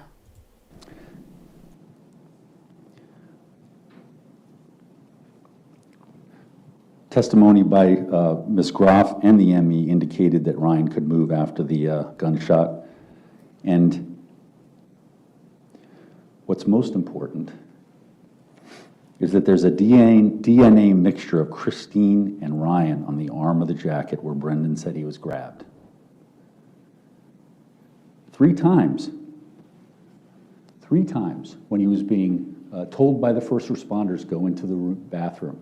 He said, they're asking, is he okay? He hit me on the right side, under the shoulder blade, by the arm. He said that. How did he do And that? in the ambulance, you'll hear that.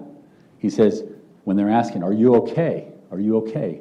I don't think I'm injured. But he did hit me on the backside of my jacket. In the ambulance, they grabbed the jacket. And then when he was in the hospital, the doctor asked, and he says, he hit me on the back, but I'm not injured. The critical part of that is that the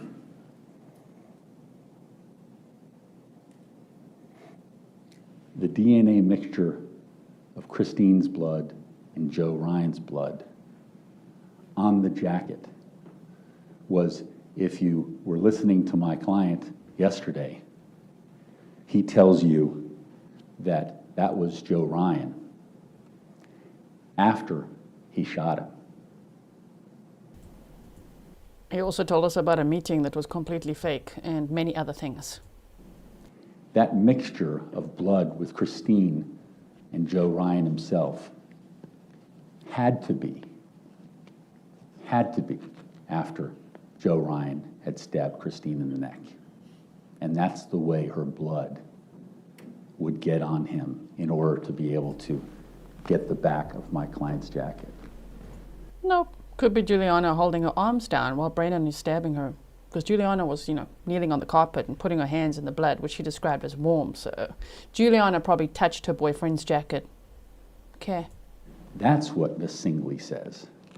And that's why the Commonwealth is so intent on saying this had to have been on the floor, this had to have been on the bed. But there's no evidence to support that. There's a story to support it, but there's no evidence to support that. The evidence in terms of what happened in that room, and the crucial evidence, is spot A on the back of the jacket, and you have it in evidence, and you also have it under Commonwealth's Exhibit 160, 161, and 167. Now, let's just talk a little bit about the prosecution's evidence. Brendan's DNA is not on the knife. That's also supported by those same forensics reports. He doesn't have any injuries to his hands. That was confirmed by EMTs. In fact, poor officer, I'm sorry, the young man who was 1 year on, I forget his name now, he was brought up to introduce his video and then was asked, well, why'd you let him wash his hands? And you can see my client, for a period of probably 40 minutes, is literally walking around, in a trance from what he was just involved with, and he was walking around with blood all over his hands. And it was only after he was told that his wife had died,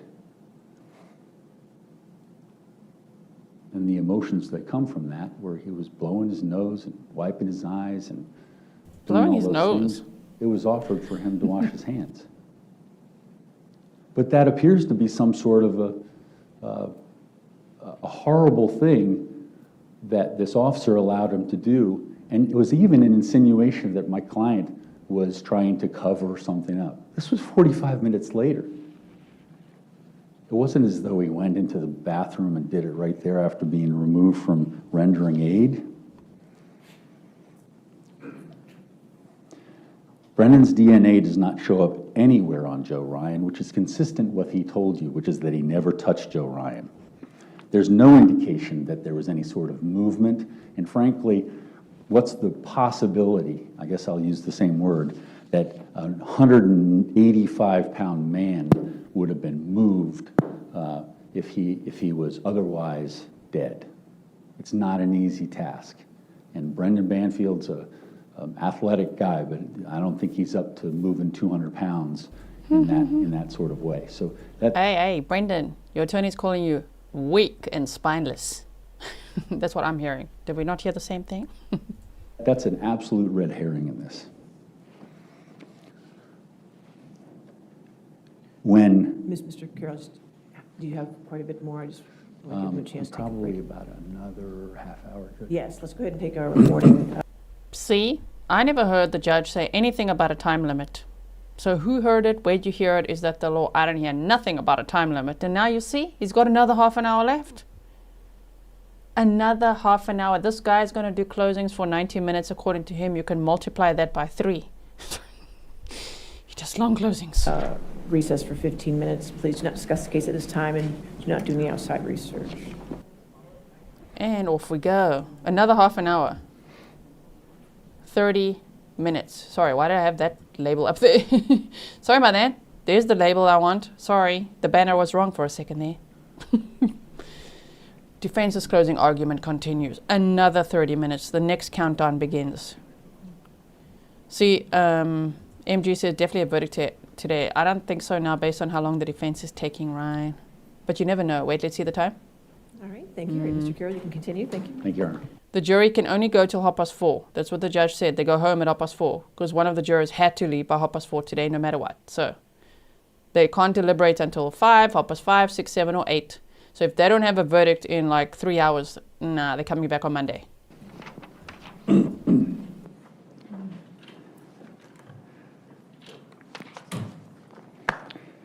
Ladies and gentlemen, we left off in the discussion of the bloodstain pattern analysis. And what was an interesting moment in terms of the experts was when there was talk of bloodstain inside the zipper and around that area. But if you look at the DLI report, which is number 169, you'll see in that report they were looking actually for touch DNA. They weren't actually looking for blood staining. They identified blood staining, but the whole point of it was to find Brendan Banfield's touch DNA on the inside of Joe's pants based upon some theory that he was either pulling the pants off or moving them or something like that. And that was one of the reasons why they went to a private lab to try to do that, and it didn't pan out. And you'll see the report. Now, in terms of the evidence on the bloodstain pattern analysis, let me just do a rundown. With regard to the knife, it was identified as being bloodstained. Leanne Singley said that. She negated the possibility of anything being wiped off, which might be one of the things that you might find in a situation of the nature of the government's theory, but she's negated that. That it contained DNA of Christine and Ryan, and Brendan was excluded. That Joe Ryan's DNA at the base of the blade, handle juncture, that was the testimony of Leanne Singley and also confirmed by the Division of Forensic Science. That Ryan had a puncture to the left thumb, that was Leanne Singley's testimony, as well as the medical examiner, Dr. Kessler, confirmed that. It was consistent with the knife, Dr. Kessler said, and it was consistent with the self-wounding that happens in situations involving stabbings. And you heard Leanne Singley touch on that, and she was able to kind of give you a more circumspect view of what self-wounding was. I think Ms. Groff talked about slicing, fingers or it's sliding or something like that. What we were looking for, and what I think Leanne Singley was able to tell you, is that there are a wide variety of injuries that occur, but oftentimes the stabber is someone that's injured. And I think there were significant statistics that she talked about, which I won't try. You'll have to rely on your recollections regarding that. You saw on the body cam footage, as well as through Ms. Singley's testimony, that Brendan does not have any injuries on his hands. And Ms. Dolly's testimony indicates Ryan's right hand closed when blood was deposited on it. That's consistent with Ryan holding the knife when stabbing, causing blood stains. Joe Ryan, there's a lot to be said, and I think you've already seen pictures of it in this closing, of the 4 stains on Ryan's forearm. What hasn't been said is that they were not tested. Leanne Singley says they're not able to be classified. Ms. Groff disagrees, saying that they are drip stains. She needs to say they're drip stains, which Leanne Singley says you can't say because you don't know the position of the arm, you don't know where it was at the time the blood came out. It could have been something from a significant bleeder as he's standing up. It could have been from numerous other possibilities. But Ms. Groff classifies something that Ms. Singley says you can't classify without certain factors, suggesting that it's falling from above and has Ryan on the floor.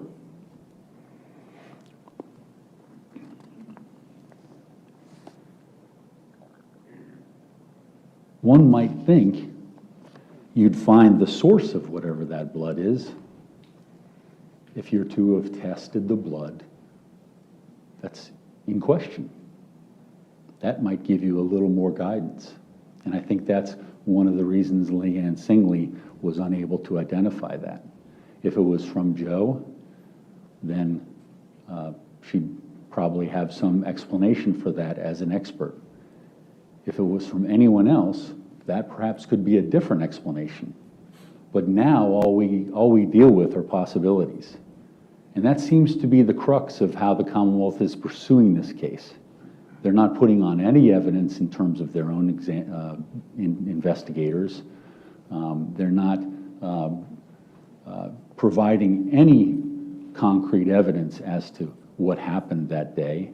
And interestingly enough, the shift in the last closing argument was that I hadn't been doing that. And the defense hadn't been doing that.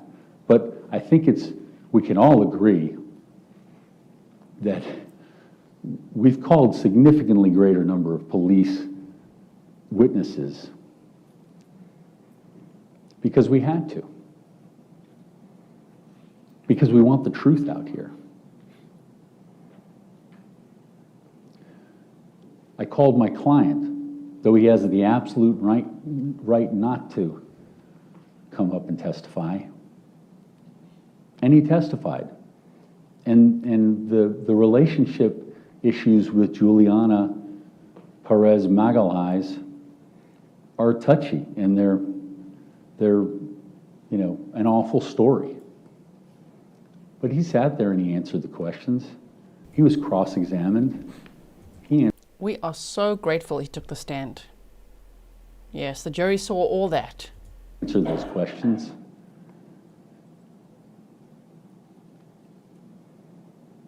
We're bringing you the truth. We're trying in every way to get the truth. And many of the Fairfax County detectives have provided that, and that goes to their integrity. The genes, the touch DNA from the waistband zipper indicate Joe Ryan and Christine Banfield are the contributors. Brendan Banfield is excluded. All samples collected and tested on Ryan were from Joe Ryan or Christine. Brendan not identified as a contributor in any of them. Nothing in the materials reviewed gave any indication that Ryan was not the stabber. That was Leanne Singley's testimony. Brendan's jacket, blood on the rear of the right sleeve, DNA on exterior of right sleeve, mix of Ryan and Christine. Brendan indicates that Ryan grabbed his arm.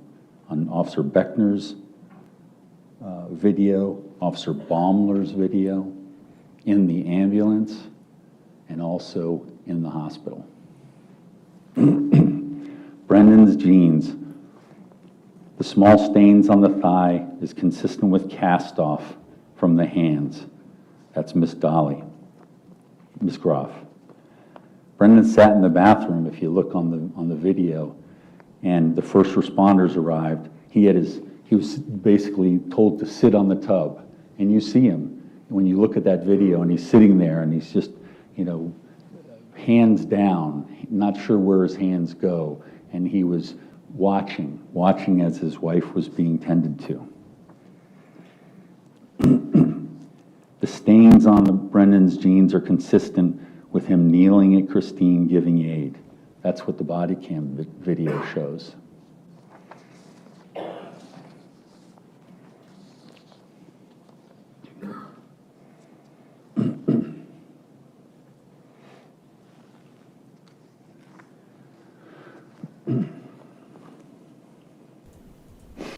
Explain the cast off, sir. Why does he have cast off on his jeans, hey? Back to the digital forensics for a moment. February 19th was a critical day because that was the beginning of the Telegram account.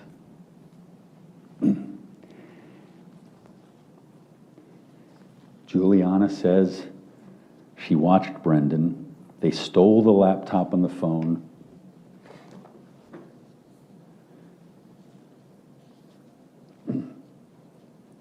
They deleted the two-factor authentication code, but the two-factor authentication code remains on the phone to this day. And this is Defense Exhibit 156.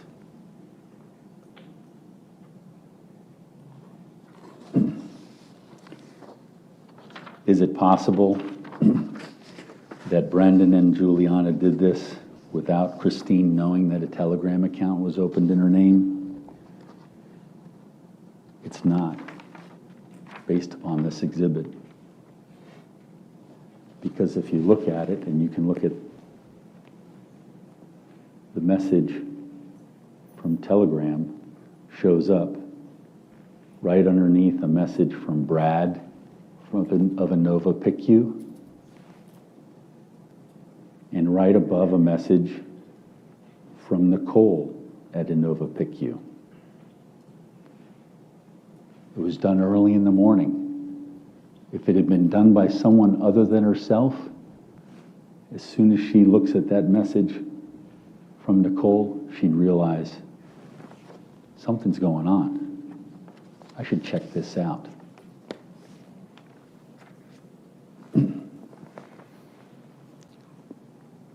Inconsistent with catfishing and consistent with someone pursuing a fantasy. February 23rd. We saw digital forensics evidence from the evening of February 23rd. We saw use of Christine's laptop for 90 minutes for resort searches, with a couple of minutes of Telegram use interspersed.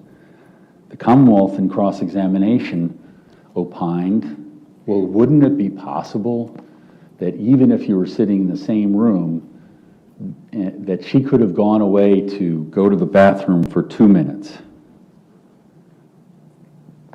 And I guess, in this world, anything's possible. Is it probable, however? And that's really the more germane point to this. The Commonwealth's, I guess, concern in cross-examination was confirmed, at least in terms of the room, when Brendan testified. And if you recall his discussion, we were talking about, we were already going on a cruise, and we were talking about going to the Dominican Republic. We saw the calendar that showed the place, Royalton Resorts.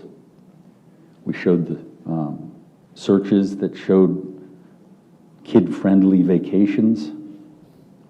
So we knew who was behind the keyboard, and Brendan knew who was behind the keyboard because he was there with Christine. And they were collaborating on the vacation research. Brendan was playing with Valerie. That was speculated. Stop it. Nobody knows who was behind the devices. Okay. Christine was on the couch with her laptop and her phone. That's the testimony. The device's symmetry and connectivity you heard about has the context to complete the entire picture.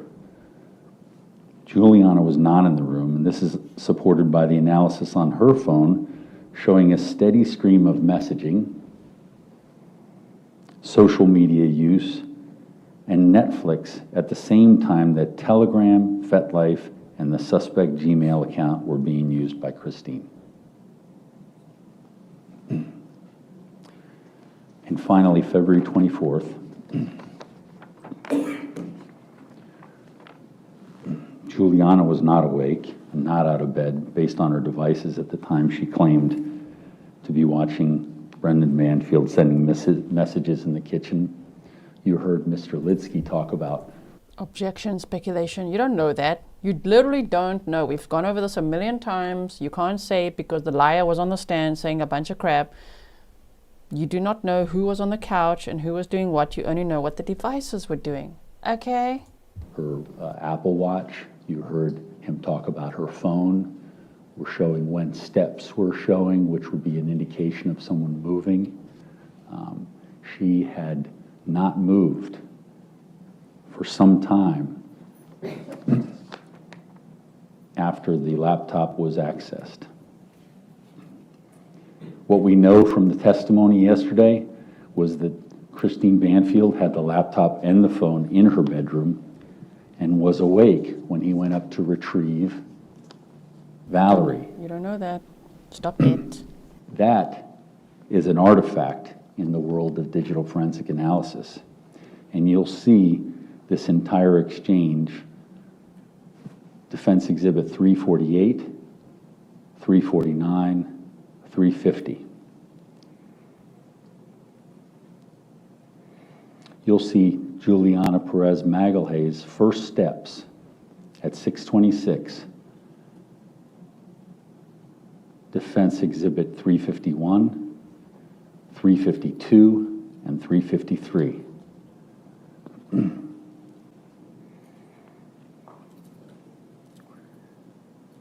Juliana Perez starts her day after the telegram message is already sent,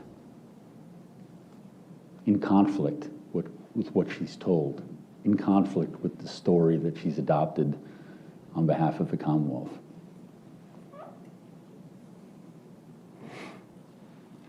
Brendan's at McDonald's. Exhibit 354, 355, 356. Those are timestamped screenshots from the McDonald's videos. Juliana is on the phone telling us her phone tells us that her activity stops at 7:24 under Defense Exhibit 357. At the exact same time, her watch steps are stopping at 7:24. Defense Exhibit number 358. Defense Exhibit 359, Juliana steps resuming on the phone at 7:41.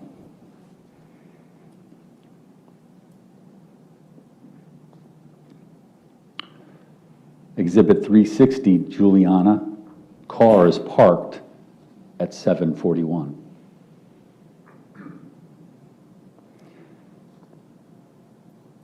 Exhibit 361, Juliana's watch resuming steps at 7:42.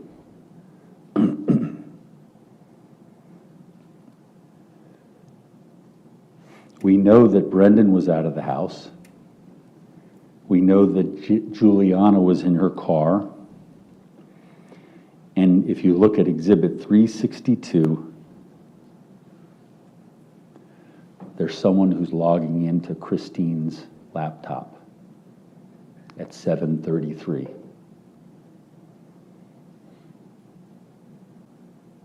There are no other humans in the house. And Sir, is the laptop in the house or is the laptop in the car with Juliana? Can you prove that? No, you can't. Maybe she took the laptop to the car. Okay. I mean, there are no other humans in the house. It's 7:33. Okay? Juliana and Brendan were not there. In conflict with the government's theory, Christine logs into her laptop and places her devices in a drawer. She puts the devices away. She gets Lily down into the basement, brings her food to the basement, and gates her in. And she meets Joe Ryan. And they walk up to the master bedroom.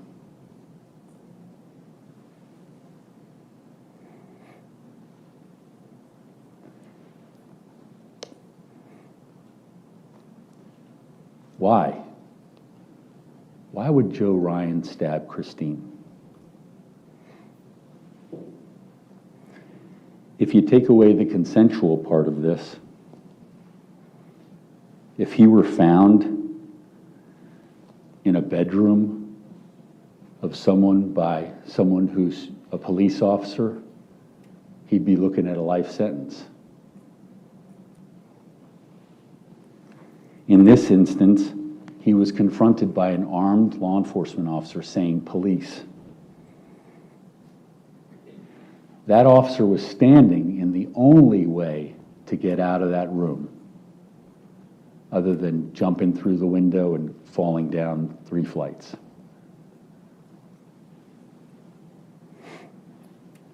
He had a gun trained on him, and he was telling him and was told that he was going to be arrested.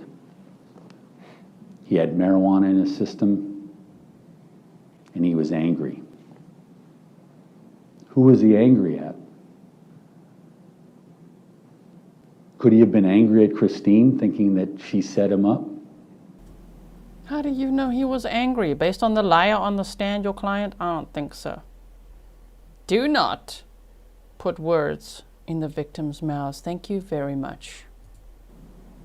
Could he have been angry at his situation for deciding to go into a house that he didn't know and put himself in this situation? Could he be angry at my client, who was there to try to figure out what was going on and ultimately try to protect his wife?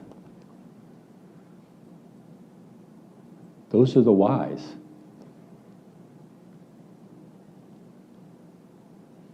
And if we'd had any investigators that were actually involved in the case coming to the stand, those would be questions that I would want to know, and they would be questions that you would want to know. Because you have a decision before you, and that decision requires a review of all of the evidence. Now,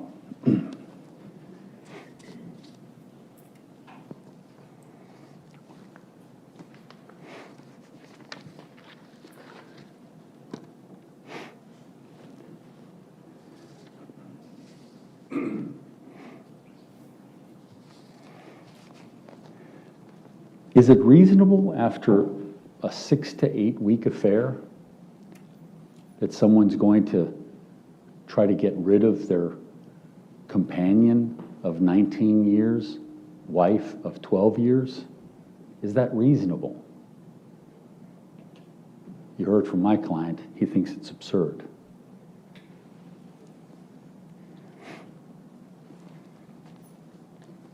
In pursuing this case, the Commonwealth has presented absolutely no forensics evidence that supports that Brendan Banfield had anything to do with this, yet the story continues.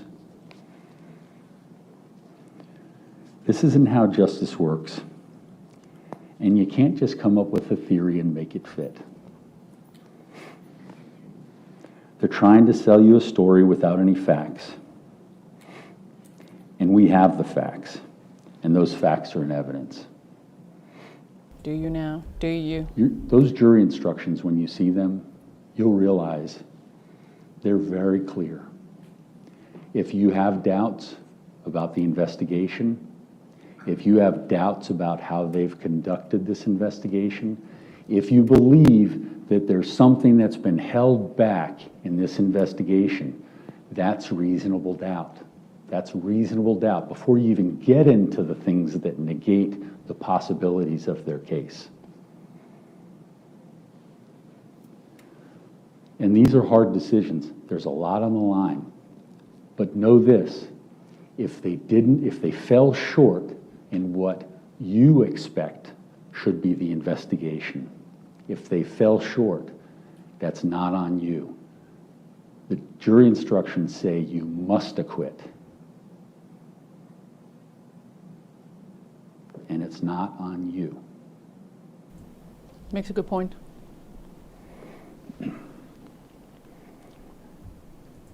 I mean, I'm just saying for a second, he makes a good point of, jury, if the state didn't do enough to prove the case, it's not on you. You know, if they didn't do enough to prove the case beyond a reasonable doubt, don't feel guilty. You know what I mean? If you don't think he's guilty. Anyway, I think, well, we'll see what happens today, Monday, whenever it happens.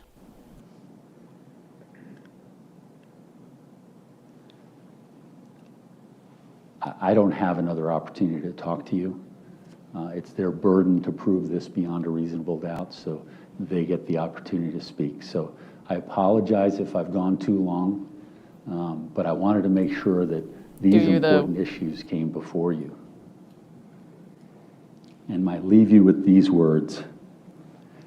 When they lie and manipulate to get someone to make a statement, that's not discovering the truth. That's planting the truth. Ladies and gentlemen, thank you for your attention. Thank you for your patience. And at the end of your deliberations, I ask that you find my client not guilty of all charges. Thank you. All right. Rebuttal argument. Switch over the mic again, Mr. Carroll.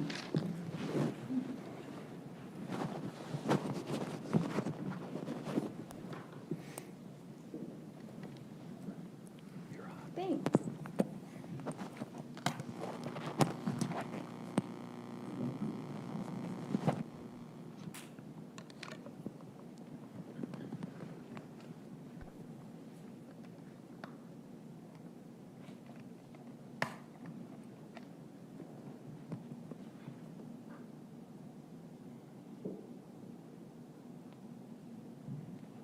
All right, everybody, state's rebuttal. All right.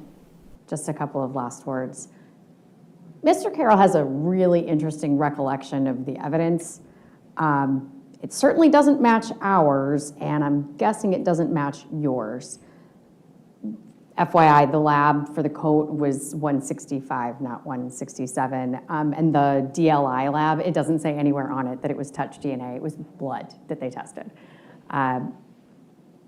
Juliana did not repeatedly say that she didn't know how to work Gmail. She said that she did not create the Gmail account, that was Brendan.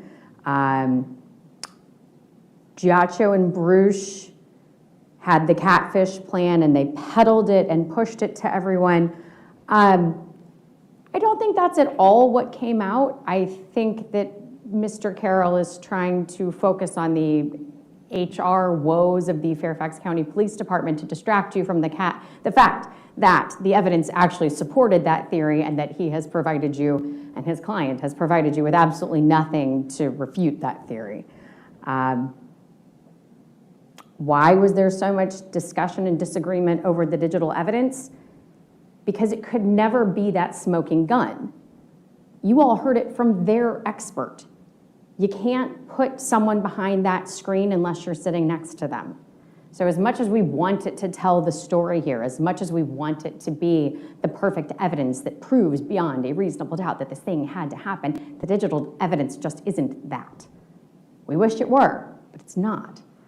And Detective Miller did nothing wrong, and Mr. Lidsky did nothing wrong. They just told you the truth. And the truth is that they can tell you what a device was doing, but they can't tell you who was using the device. Juliana Perez Magalhães' testimony was bought and paid for. Yes, she pled guilty to a lesser offense in exchange for her testimony. Ms. Frissler made sure you knew that from the get-go. Juliana talked about that. She explained for her reasons why. Nothing was hidden. After her sentence, it sounds like she might have the opportunity to make, 10 grand off of selling her story. She said that she would use that to support her family. And then what? Is she gonna work as a nanny? I mean, she's a convicted murderer. Do we really think that it is so reasonable that she made up this complete lie for 10 grand? Really?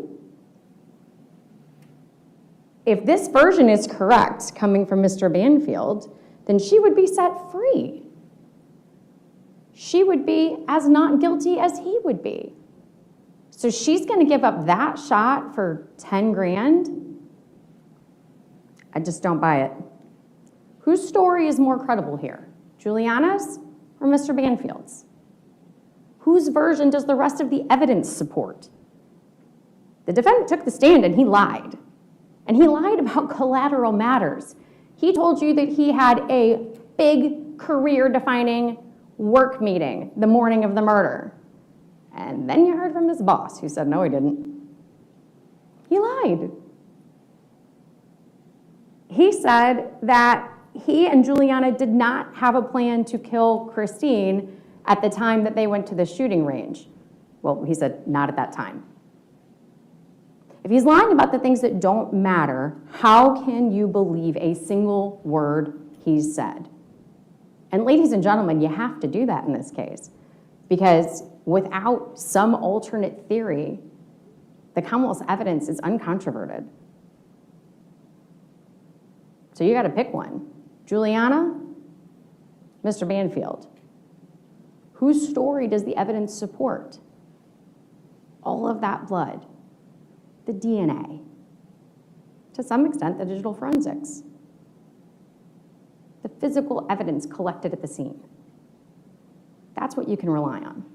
Don't rely on his narrative and his recollection of the evidence. For that reason, don't rely on mine or on Ms. Rissler's. Rely on yours. It is your collective recollection of the evidence that you have heard that is controlling. You know what was said here. You know what the evidence is. We trust you to make the decision. Thank you. Thank you, ma'am. Excellent. Members of the jury, this is an important case. Ooh, they're going to deliberate now. Oh, I've got goosebumps. Do you also have goosebumps? I'm like, you said it, ma'am. Yes, point out the meeting. He lied about his big meeting. Now, Rachel says, why was there an important meeting part of the story? Because that's why he says he left the house early. And he left the house saying he saw Christine up in bed with her laptop and phone. But her phone was already turned off at 6:46, you see, a.m. So already there it's debunked. They could have highlighted that as well. But then he went to McDonald's, to get breakfast. And he needed to get to that important meeting. So, but then he was still hanging out in the parking lot and going to the toilet for 7 minutes instead of rushing off to the meeting, dressed in jeans and tennis shoes. Oh, there was no meeting. That's how you know it's all a setup. So why did he say there was a meeting? I don't know. It's so dumb. It's because he's a dumb criminal, right? To both the Commonwealth and the defendant. In order to reach a verdict, each of you must agree on that verdict. In other words, the verdict must be unanimous. The first thing you should do when you get back to the jury room is to select a presiding juror.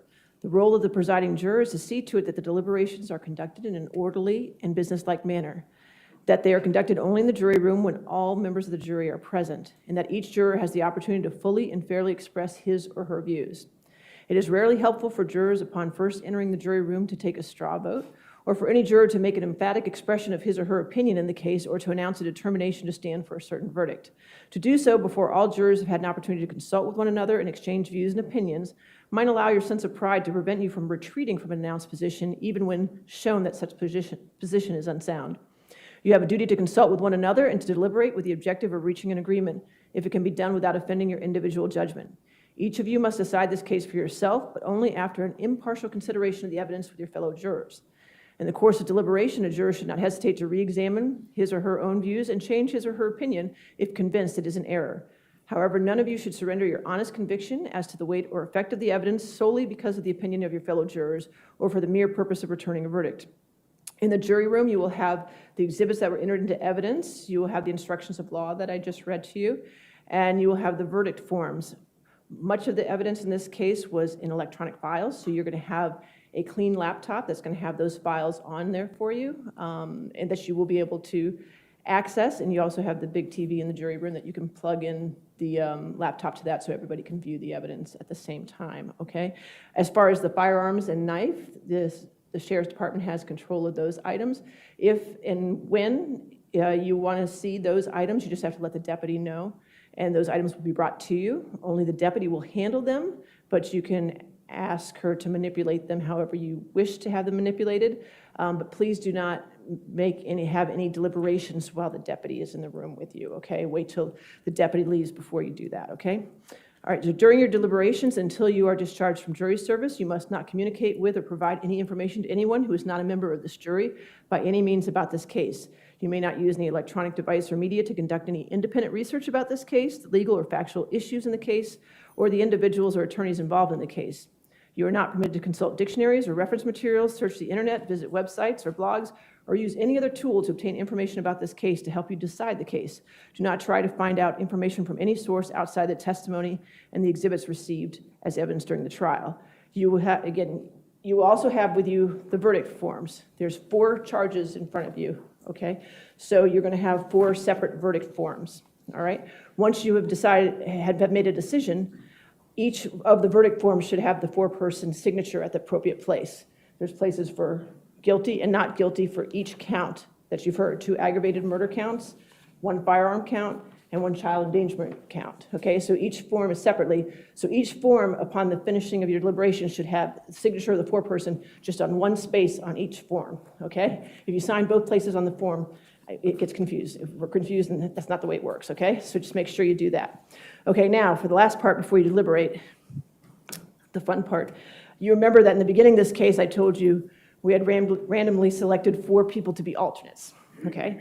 We still have 4 alternates. Thank you all for your service and being so professional, and even during the snowstorm, making here on time, and we do appreciate that. And let me just say before I release the alternates that I know that this trial has been a huge sacrifice for you all and have taken you away from your lives for 3 weeks now. I know I speak for all of us associated with this case that I want to thank you for your service in this matter. I know it is hard to have come this far and then not get a chance to deliberate, but that does not lessen the respect and admiration that we have for you. As an alternate, you will not deliberate, but you will still be under the order of the court, okay? And so you cannot do any outside research at this time in the case, or you can't talk to anybody about this case at this time because you're still under oath as a juror. That is because if something happens to a juror during deliberations, I will call you back to service and deliberations would start again as you would be part of the jury as well. So that's why you're still under the order of the court. You are under these restrictions and your oath until a verdict is reached. Once a verdict is reached, we will reach out to you and contact you and let you know this has occurred, and then you are free from all your obligations, okay? So again, thank you for your service. At this time, I'll call the alternate jurors, and if you could go with the deputy, you have to collect your items and... I've just got the name. I've got the, sorry, I'm going to mute if they're going to say the names, right? We'll get you on your way, okay? Okay. So the alternate jurors, number 20. Okay. There you go. Number 26. Number 24 and number 38. Okay. So if you could follow Deputy Johnson out at this time. Shame. Sorry, alternates. 26, 17, 24, and 38. 1, 2, 3,